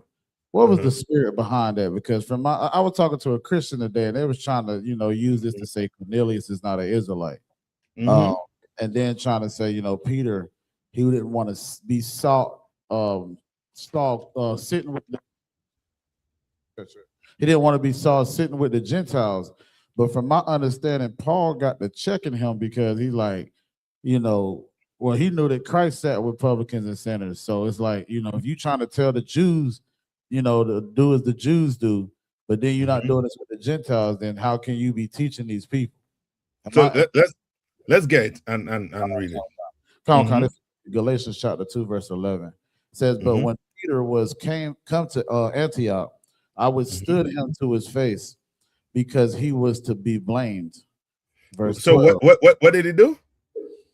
Paul came at him and like he was checking him, sir. So like it. Right? He withstood him to his face, right? And not so much, don't think so much checking him, right? Remember, you know, always remember the rank. Meaning, yes, sir, Comic-Con. Peter was higher than Paul. Yeah, so meaning, I mean, I might say something or do you something wrong. You wouldn't withstand me like I'm your equal or below. You understand? I will come to you like a son to a father. Yeah, but you would step to me, in other words. So just think Paul is stepping to Peter because of this issue. Okay, Comic-Con, sir. You understand? Comic-Con. Like he bringing this situation to him. This accusation to him. Right? Read on. Comic-Con, verse 12. For before that certain came from James, he did eat with the Gentiles. But when they were come, he withdrew and separated himself, fearing them which were of the circumcision. Right. So which means a brother that Peter knew was sitting down eating with who? The Gentiles. The Gentiles. Right. And who are the Gentile here? The Israelites, sir. Yes. That's what the Christian does not know. The Christian think the Gentile is who? The white nations. Yeah, the other nation, correct. The white man. Oh. He think the Gentile, okay, no, Christians, these are Christian thing. Christian thing, niggas is the Gentile. And the white people is God's chosen people. You understand? Sir. Like they think that James, a white man, was sitting with a nigger. You understand? It's spick. Right. And as soon as James saw Peter, who was a white man, he got up. You understand? That's where you had to go with them. Like with a Christian wants to go there, you're gonna have to say, well, Peter, what was he? He was a Jew? Oh, for real. So was he Esau or was he this? Was he a white man? Was he black? You understand what I'm saying? No, you get to really see where his mind is. But in his mind, this Gentile meaning he's not one of God's chosen people. That's right. That's what he's thinking. You understand? When we know that this is one of God's chosen people, but they call them Gentiles. Why would they call Gentiles? Salaki, sir. Come on. I would have to say because he was not of the circumcision. Because it went. Come on. That's it. Once you wasn't born in Jerusalem, more than 99% of the times you born outside, you ain't cutting that rod after 8 days. You're not doing that. You understand? And that was one of the issues Peter and Paul was always running into, the circumcision. And Paul had to lay his cause out and be like, yo, this is not so. You have to be circumcised in what? In your heart. He had to tell him that the circumcision ain't that no more. You understand? But that doesn't mean you have a boy child, you ain't gonna circumcise and make that rod holy. You better do that. You understand? All right, come on. Verse 13. And the other Jews dissembled likewise with him, and so much that Barnabas also was carried away with their dissimulation. Right, meaning what? So now there's a what coming in? Separation. A division. Coming in. You understand? You're right when you say separation, but division is coming in here because what? Because of this circumcision. Sir. All right, come on. Verse 14. But when I saw that they walked not uprightly according to the truth of the gospel. What is Paul saying here? They didn't walk uprightly in the truth of the gospel. They wasn't dealing like, if I would have to use the scripture to, be a precept where it says we are all one in Christ Jesus, Yahweh Shah. But what does that mean? Meaning that all no, let's say neither bond nor free, Jew nor Greek, for we're all one, meaning they're all Israelites. So we're still treating them all like our brothers, like Christ did with the publicans and sinners. Right. So you want to say that they're not treating them like brothers. They were treating them like what? Gentiles. Like heathens. You understand? And so separating itself. Come on. What it'd be talking about when he said, but when he saw that they walked not uprightly according to the truth of the gospel, what he was referring to, even though that they were circumcised. That what he was saying, like even though they were circumcised, they still wasn't walking right according to the truth of the gospel, even though they were circumcised. Okay, not them. Okay. With the disciples, he was more so talking about brotherhood. Okay, come on. The brotherhood. You understand? Like you ain't doing what Christ said to do. You ain't being a brother to your brother. Right? Read on. Sir. It says, I said unto Peter before them all, if thou being a Jew livest after the manner of Gentiles, not as do the Jews, why compellest thou the Gentiles to live as do the Jews? What is he saying there now? He's saying here, it's like, if you're trying to teach the Gentiles to come and change their life and follow the customs of being a Jew, how can you now do basically opposite of what you're trying to teach them to do? In a sense, it's like he's calling him a hypocrite. Yeah, basically. And it's more along the line now of what Zion was saying. Like you all circumcised, but you all still doing what? You're still sinning. You understand? Whereas these brothers ain't circumcised, but they're doing what? They're doing what the Bible said to do. Right. Like Cornelius, sir. Salaki. Yes, they're doing what the Bible said to do. Right? Read on. Verse 15. We who are Jews by nature and not sinners of the Gentiles, knowing that a man is not justified. So he is Jew by what? Nature, meaning what? Like according to the flesh. Yes. You understand? He ain't a what? He ain't doing like what? Like a spiritual Israelite, like they said, sir. Right.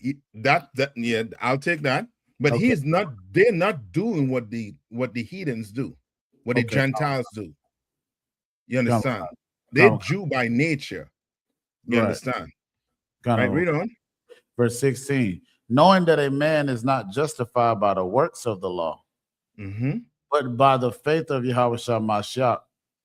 Even we have believed in Yahweh Mashiach, that we might be justified by the faith of Mashiach, and not by the works of the law. Right, not by the what? The works of the law. What's he trying to tell you there? The works of the law would be like the punishments that comes with breaking the law. Yes, right. Read on. It says, for by the works of the law shall no flesh be justified. So like it, sir, if I may, so this would be where Paul was humbling himself as well, is because he know what he did before. Like it kind of seemed like we're going right back to what we was talking about, where he know that the Most High's grace was sufficient for him.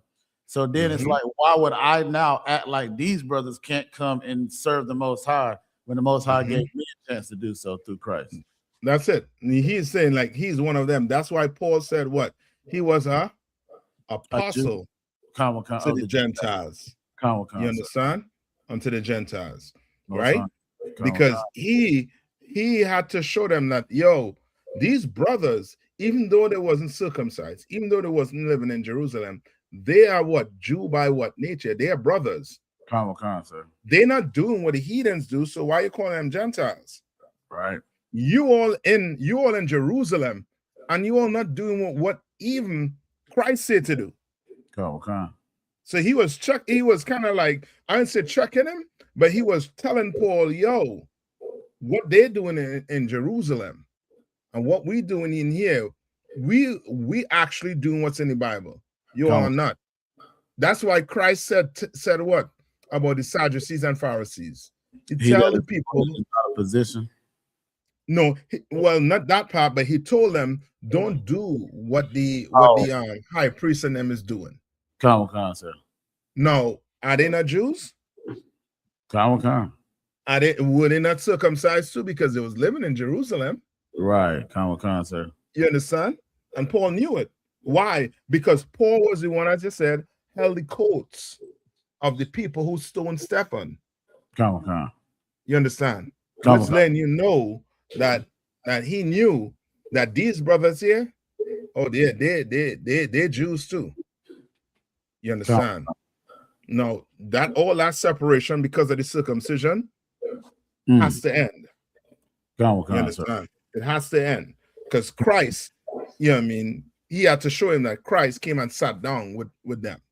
You understand? Right? Sir, most correct.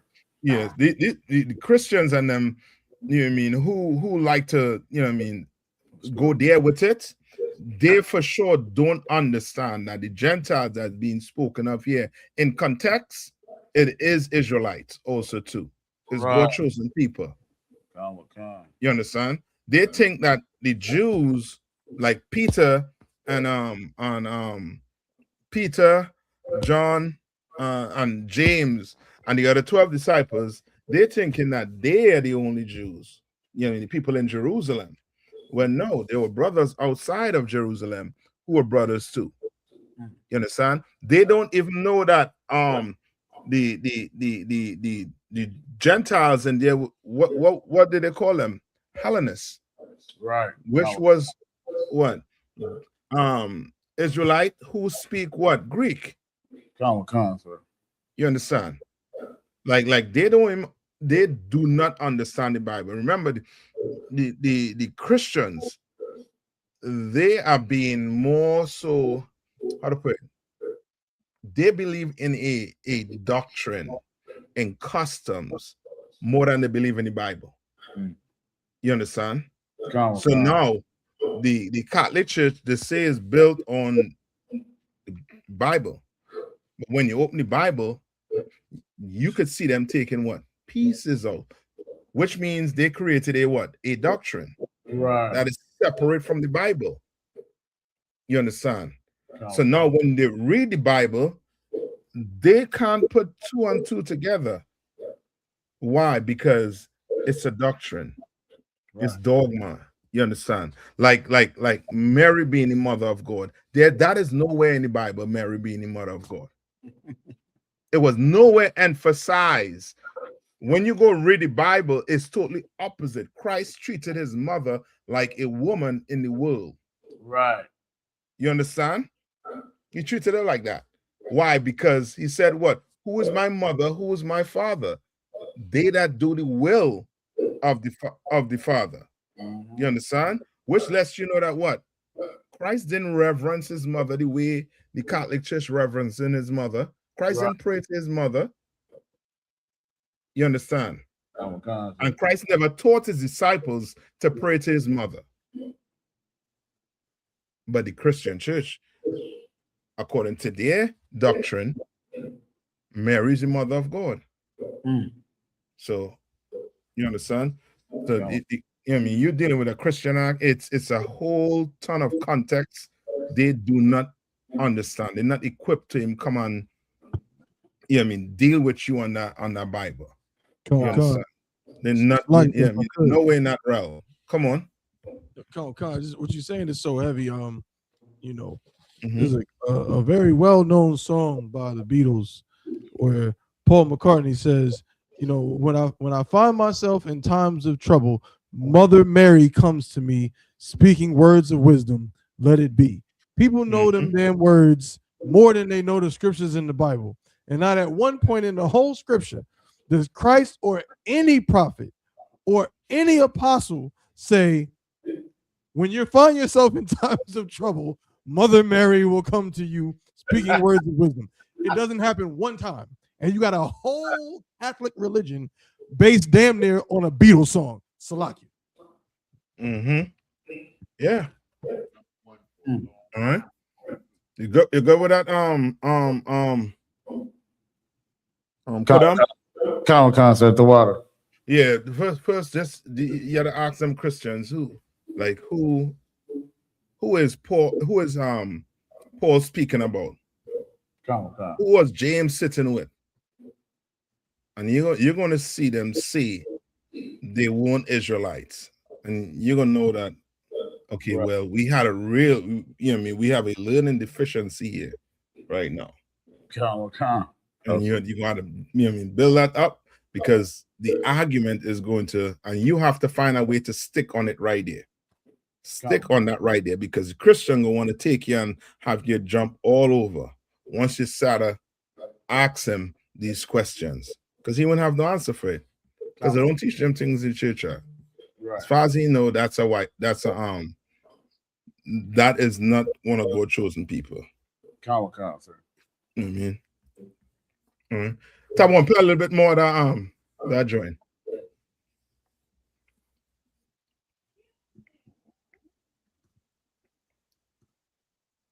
No volume.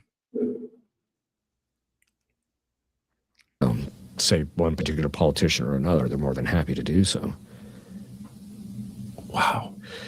The other third sign of preternatural signs. So one is things that are beyond human capacity, which I mentioned, speaking foreign languages, but the other one is occult knowledge. And that's in two forms. So I mentioned it earlier, we mentioned it a little bit earlier about this woman who was making theological distinctions, the demon was making theological distinctions. This is a form of knowledge that this woman didn't have. But the other form of occult knowledge is they can know what's going on in the other room, because as I mentioned, it's all being infused in them as it happens, as it occurs, because that's how they're designed to know things. That's how God made them to know things. He just infuses them as it happens. So they'll actually know like what you ate for breakfast this morning, or they'll know things about your past history. One of the things that you'll see from time to time is that they actually know your sinful history.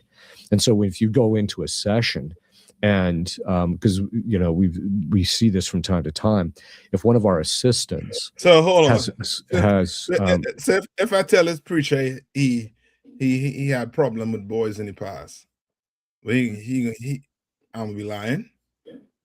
He looks as soft as cotton. He looks like, you know what I mean.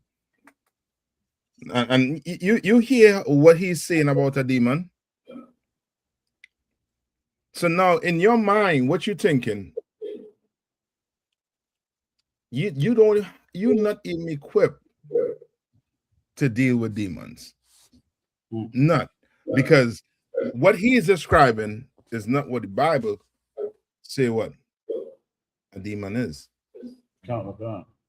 He's making the demon look like, you know what I mean, like he is, you know what I mean, like this person here is, you know what I mean, some supernatural something going on. The demon know what you ate for breakfast, but brush it, maybe you ain't brush your teeth. Salaki. He could smell them eggs you ate for breakfast, them sausage, them pork sausage you ate for breakfast. Play some more. Okay. That there's some sin that they haven't confessed, then what happens is the demon knows that. And that's because as far as the demon is concerned, is if you don't confess your sins, then basically their attitude is, well, then I still have power over you because you're still under me. It's once you confess your sin, yeah, then it's absolved, and then boom. And so as a result of that, they know that. And so you'll start the session and all the demons will point out, hey, this guy over here, he did X, Y, Z this morning. And this person didn't even see that guy until the session started. So they'll have occult knowledge on those particular kinds of things. And so those are kind of the indicators that, like, okay, I'm not dealing with somebody who's, that this isn't a psychological issue, this is natural. Now, one of the things that people often ask is, well, what about levitation? Is that a preternatural sign? Yes and no. Because there has been cases of like there was a saint in the Catholic Church who would actually levitate when he'd said mass, right? And so and he was a very saintly man. They even did exorcisms over things. Maybe the guy's possessed and nothing, So, well, the Pharisees accused Jesus of being possessed. Yes, that's right. Pause it there. That's right. And then say here we're saying, right? No evidence whatsoever. And this is what you have to understand. Huh? Everything you say, guess what they want out your mouth? What they ask you for. When you say Christ only loved blacks, Hispanics, and Native Indian, what do they tell you to do? Show them in the Bible. Yeah, show them in the Bible. Prove it. Prove it. Mm-hmm. Prove it. But these preachers, these white men, able to say whatever out their mouth, and there's no what? No proof. No proof. Who's the priest? Who's the priest that levitate? We'll be waiting for the answer. Right. Where's the evidence? Where's that priest that was levitating while he was giving sermon? Good night. You understand? And that's what you had to deal with. But demons are what? Who do demons work for?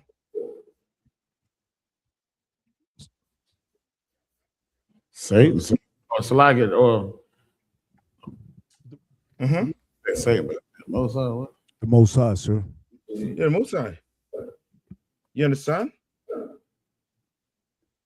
They work for the Most High. Satan is one of them that works for who? For the Most High. Count God. You understand? When you come here to get judged, when you die, when you come back on earth to get judged, you understand? You come back blind or crippled. Who do you think they're working for? Who do you think have you in that state? You would have earned it. You understand? But the white man will have you think that demons levitate. Demons know what you ate for breakfast in the morning. Demons know what you did in your past life. No.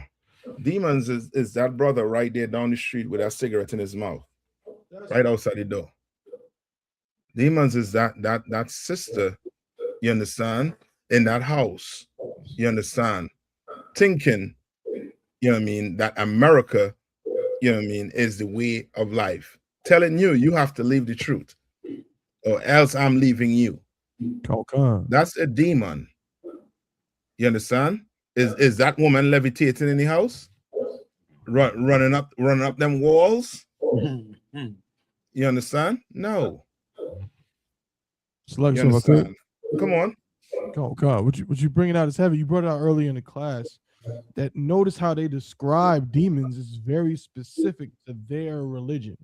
Yes. Because he said that the demon knows that a sin that you didn't confess. Well, confess to who? Confess to Father Flanagan in the archdiocese in the Bronx or wherever the hell you may be at. So in other words, if you didn't confess it to the Catholic priest, that's what the demon knows. But see, in the I.S.U.P.K and the Commander YAHANNA, this is the home of the truth. We can spot a demon. You can be a Muslim, there's a demon on you. A Christian, there's a demon on you. You can be in the truth. Or a sister that or a brother that is in the truth has a Hebrew name, and we can know if there's a demon that's dealing with you or that's on you. So it's universal. I don't know why anybody would listen to anybody else when it comes to this Bible. It's obvious that they don't know what they're talking about. Salaki, sir. That's right. That's exactly it. You understand? And Tucker Carlson and all these, you know what I mean, media outlets, they just there to what? Distract you from the truth. You understand? Actually, you ain't gonna. You have a preacher on there. You wouldn't ask him. The same preacher who organization been paying off court fees for child abuse. You understand? You ain't gonna ask him about all them things. You ask him about demons. Demons lives in the Catholic Church. They live in the Christian church. Right. You're a Christian, you have a demon on you. You're a Catholic, you have a demon on you. You understand? Talking about what it is, exorcist. Come, sir. You understand? Like they have preachers with holy water. Holy water now. If that water is so holy, why don't drink it? You might get sick. I thought so. I'm sure you was drinking that holy water when you had COVID. That's a great question. It'll be pool water. Pool water from the baptismal pool in it. I was supposed to hear you all giving out holy water at mass and people drinking it. Not sprinkling it. Why are you sprinkling it? People can take a bath when they go home. The water is holy. You bless the water. Just like the wine. You say the wine is what? The blood of Christ. The wafer is the flesh of Christ. You eat it. Well, drink some water. So like holy water. Come on. They weren't giving out none of that during the the COVID-19, sir. I'm telling you, yeah. You understand? Play a little more Tabo one.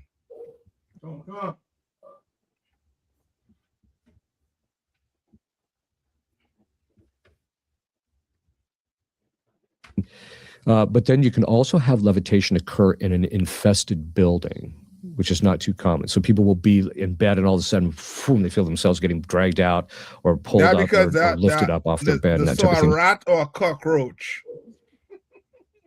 I've seen that. I've seen people levitate when they see a roach or a rat. I've seen people, you know what I mean, just, you know what I mean, walk on air. You understand? Yeah, we say when it was and all of a sudden, infested. boom, But go ahead, play it. feel themselves getting dragged out or pulled up or lifted up off their bed and that type of thing. People have seen that. That's very rare. But you, as exorcists, we hear about that from time to time. And so that doesn't necessarily mean the person's possessed. Plus, all the people that are possessed, not everybody levitates when they're possessed. Some do, some don't. And so levitation is just not that common, but you see it from time to time. And so it's not a necessary sign that the person's possessed.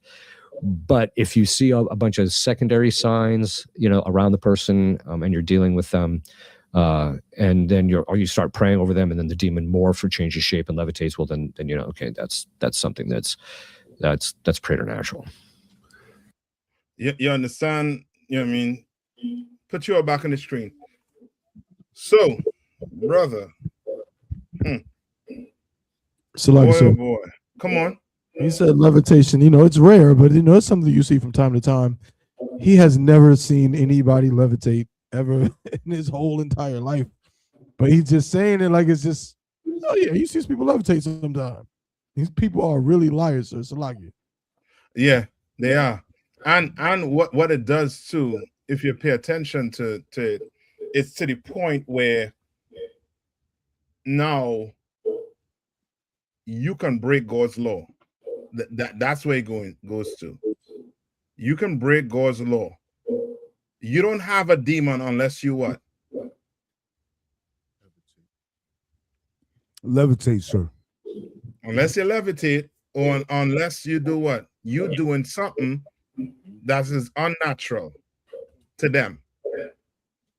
You understand? So now the person in the church, the preacher who molesting boys, guess what? He don't have demons. He just have a what? What do they say he had? His flesh was weak. Yeah, he had a vice. When that is what? All those things are demons, man. Every last one of them. And if we recognize that, I'm telling you, if it wasn't for the Christian church arc, we will fix black people almost overnight. We can fix them almost overnight, arc. But because of the Christian church, because of a mass, you understand? Now, you know what I mean? It's almost as double, double hard to get brothers and sisters to do it, to sit down and just focus and listen. Because there's so much lies coming through them walls. So much lies. Right? Go to I know we over the time. Last scripture. Go to I think it's hold on. Matthew 17 and 14. Right? 17 and 14. Comic-Con is the book of Matthew, chapter 17, verse 14. And when they were come to the multitude, there came to him a certain man, kneeling down to him and saying, verse 15, Lord, have mercy on my son, for he is a lunatic, sore vexed, for oft times he falleth into the fire and oft into the water. Verse, I brought him to thy disciples, and they could not cure him. Verse 17. Then Yahweh answered and said, O faithless and perverse generation, how long shall I be with you? How long shall I suffer you? Bring him hither to me. Verse 18. And Yahweh rebuked the devil, and he departed out of him, and the child was cured from that very hour. And this is what they use to show that what? This child alone, people like this are the only people that have what? That only have what? Demons. Demon. Yeah. So now guess what? I could smoke my cigarettes, and come to church. Just don't smoke it inside the church. You understand? I smoke my weed, just go smoke it in the church. You understand? When this is just what? Extreme cases of where what? Brothers or sisters, you know what I mean, are what? In acting what? Unnatural. You understand? Because they have what? They possess. You understand? With what? With demons. You understand? Read on. Gone. Verse 20. Also like verse 19. Oh, yeah, verse 19. Then came the disciples to Yahushua apart and said, why could not we cast him out? Verse 20. And Yahushua said unto them, because of your unbelief. For verily I say unto you, if ye have faith as a grain of mustard seed, ye shall say unto this mountain, remove hence to yonder place, and it shall move, and nothing shall be impossible unto you. And Christ was trying to teach them what? To have what? To have faith, man. To believe. Believe in what you're doing. You understand? And to believe in what you're doing, what would you do? Cast out demons. You could cast out demons, but what would you do? What would be your actions? Your actions would be what? You're going to come in here and be what? Zealous as can be. You're not going to be the one who you ever hear, you know what I mean, the term, you sitting on the fence, waiting to see what's going to happen. You're not going to come in here and be just looking to see what's going to happen. You're going to come in here and do what?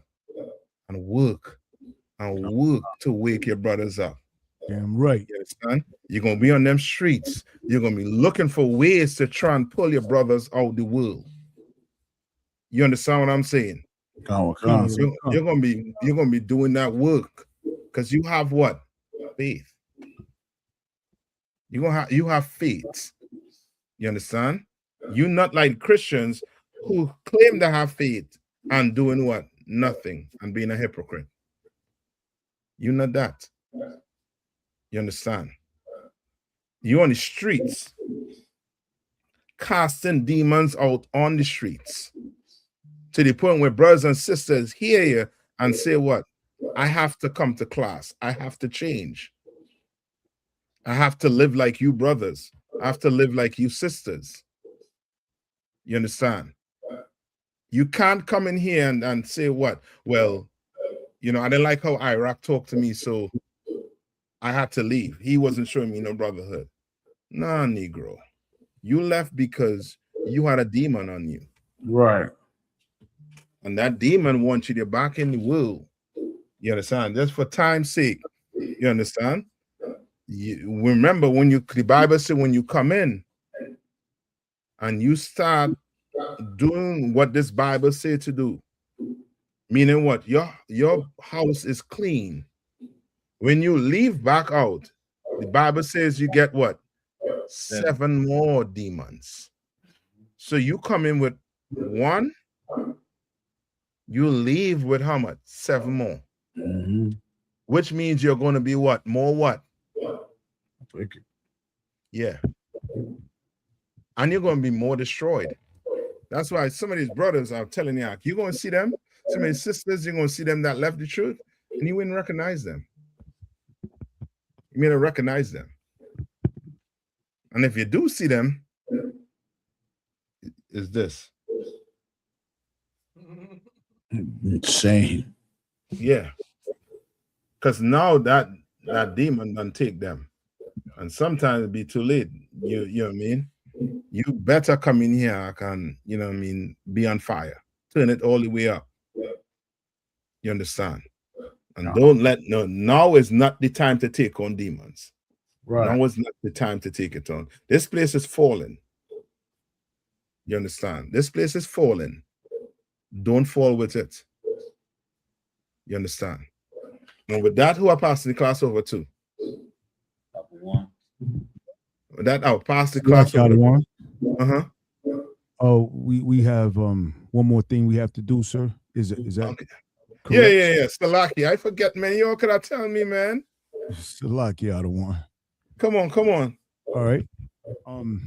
We have a sister in the Durham school who's the rib of Officer Hawan, Officer 50 Hawan, and she has done her time and her diligence in the school, coming to class, being very helpful.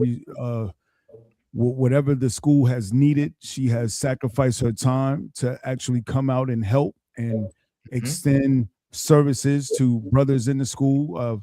Personally, she has, picked up family members of mine and, what I'm saying, and done things like that and hasn't complained or anything like that.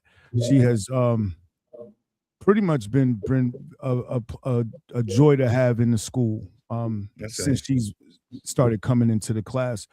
And I just wanted to allow Officer Juan to speak on her behalf, if that's Tawab, sir. Yeah, come on, Hawan, you want to say a few words, man? But the sister, she could step up. While Hawan saying that you could pour the oil on the head. Come on, sir. No, sis, you sure you're ready for this oil? You ready? All right, Hawan, go ahead, Hawan. The sis, you ready? Wait a minute. Oh. Yeah. Since you've been around, it's like since you've been with me, it's almost a year now. You've been diligent. When I first introduced you to the classes, you attended, no problem, no arguments, none of that. And, you've earned this. You feel me? Being here every day, day in and day out. And, taking that oil, of course, the work increases. We gonna get busy. Build this school, build this nation. You feel me? And that's all I gotta say. So Hawan, what's her name gonna be? Where name her? Okay, so you said it earlier, but it's Tayana. Tayana, which means she is humble. That's right. Congratulations, sis. You got the camera. Yeah. Switch the camera. No. You're good. Come. You're good. Yeah, I mean. So you pour the oil on her head already? You got the camera on us? Switch it. I got you. Hold on. I'm gonna get here quick. Go. Yeah, you just missed it. I just did so. We ain't finished. I'll do a little more just for the camera sake. That's good. Come. Good job, sis. Well done. All right, and you go ahead. So you all need 3 pieces up there now.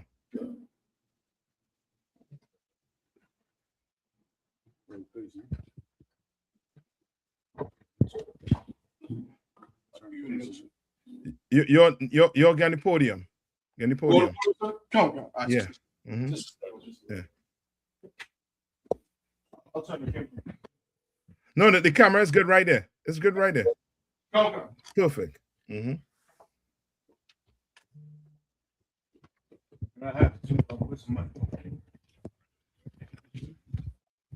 Right here. Can you hear me? Yeah, I can hear you. All right. And in the words of Captain Nayathaq, I need to ask you. Too late for that now. The oil pour on her head. Oh, it's too late? Okay, Salakia. My bad. Yeah, I don't ask her already. That's why I said that. Kind of one time, sir. Yeah, I mean, she about it. Good work, sis. Most High in Christ. The well one. done. We're going to do the anointing prayer up here. Salakia. No doubt. And once we complete, and I motion to you, say your name 3 times. Like that. Up here. You two. So, you two up, Officer Yanazar, with him. Okay, no sweat. It's got it. Yabaraki Yahweh. Yahweh. Why Samarkand? Yah Yahweh. Pan Yahweh. Al-Yakar, while you conquer, Yasar Yahweh, Panyawa, Al-Yakar, while you Sumlaka, Shalom, Yahweh, Bahashem, Yahweh Shah, Barak, Rapah, Magan, Hagan.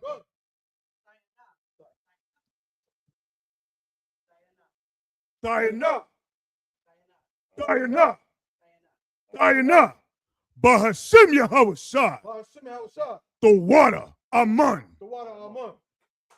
In the English, Yahweh, bless thee and keep thee. Yahweh, make his face shine upon thee and be gracious unto thee. Yahweh, lift up his countenance upon thee and give thee peace. Yahweh, in the name of Yahweh Shai, bless, heal, shield, and protect Diana, Yahweh. Kum Yashala. Kum Yashala. Kum Yashala. Kum Yashala. Congratulations, sis. All right, Tabon, you're gonna do the announcements or Hawan? Okay.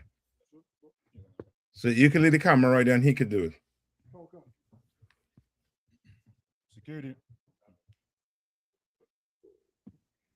Security announcements. We are the I.S.U.P.K out of 1 West 125th Street, Harlem, New York, under Commander General YAHANNA. New rules for brothers and sisters. When a new brother or a sister comes into the school, they are off limits for 6 months. They are to be saluted only. They are here to share themselves of the world. After 6 months, if a brother or a sister has an interest in a particular person, he or she must get permission from the head to speak to a brother or a sister. There's another 6 months in which the brother or sister will court each other. After this 6-month period, the brother or sister will get permission from the head to marry. Tithes, which is a commandment. You can find this in Numbers 18 and 21 and Malachi chapter 3, verses 8 through 10. It means 10th in Hebrew, and it's pronounced ma'ashira. 10% of every penny of any increase the Lord gives you, give to the treasury department or teacher. Priest fund, free will offering for priests, not mandatory. Whatsoever amount you would like to give. Upcoming Holy Convocation would be Feast of First Fruits. The Feast of First Fruits. It's 50 days.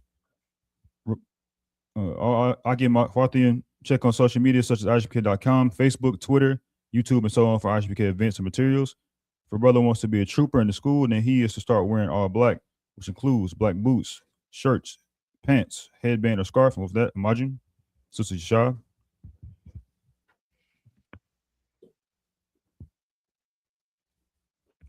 Men of Israel, we're going to give one courtesy salute to the teacher.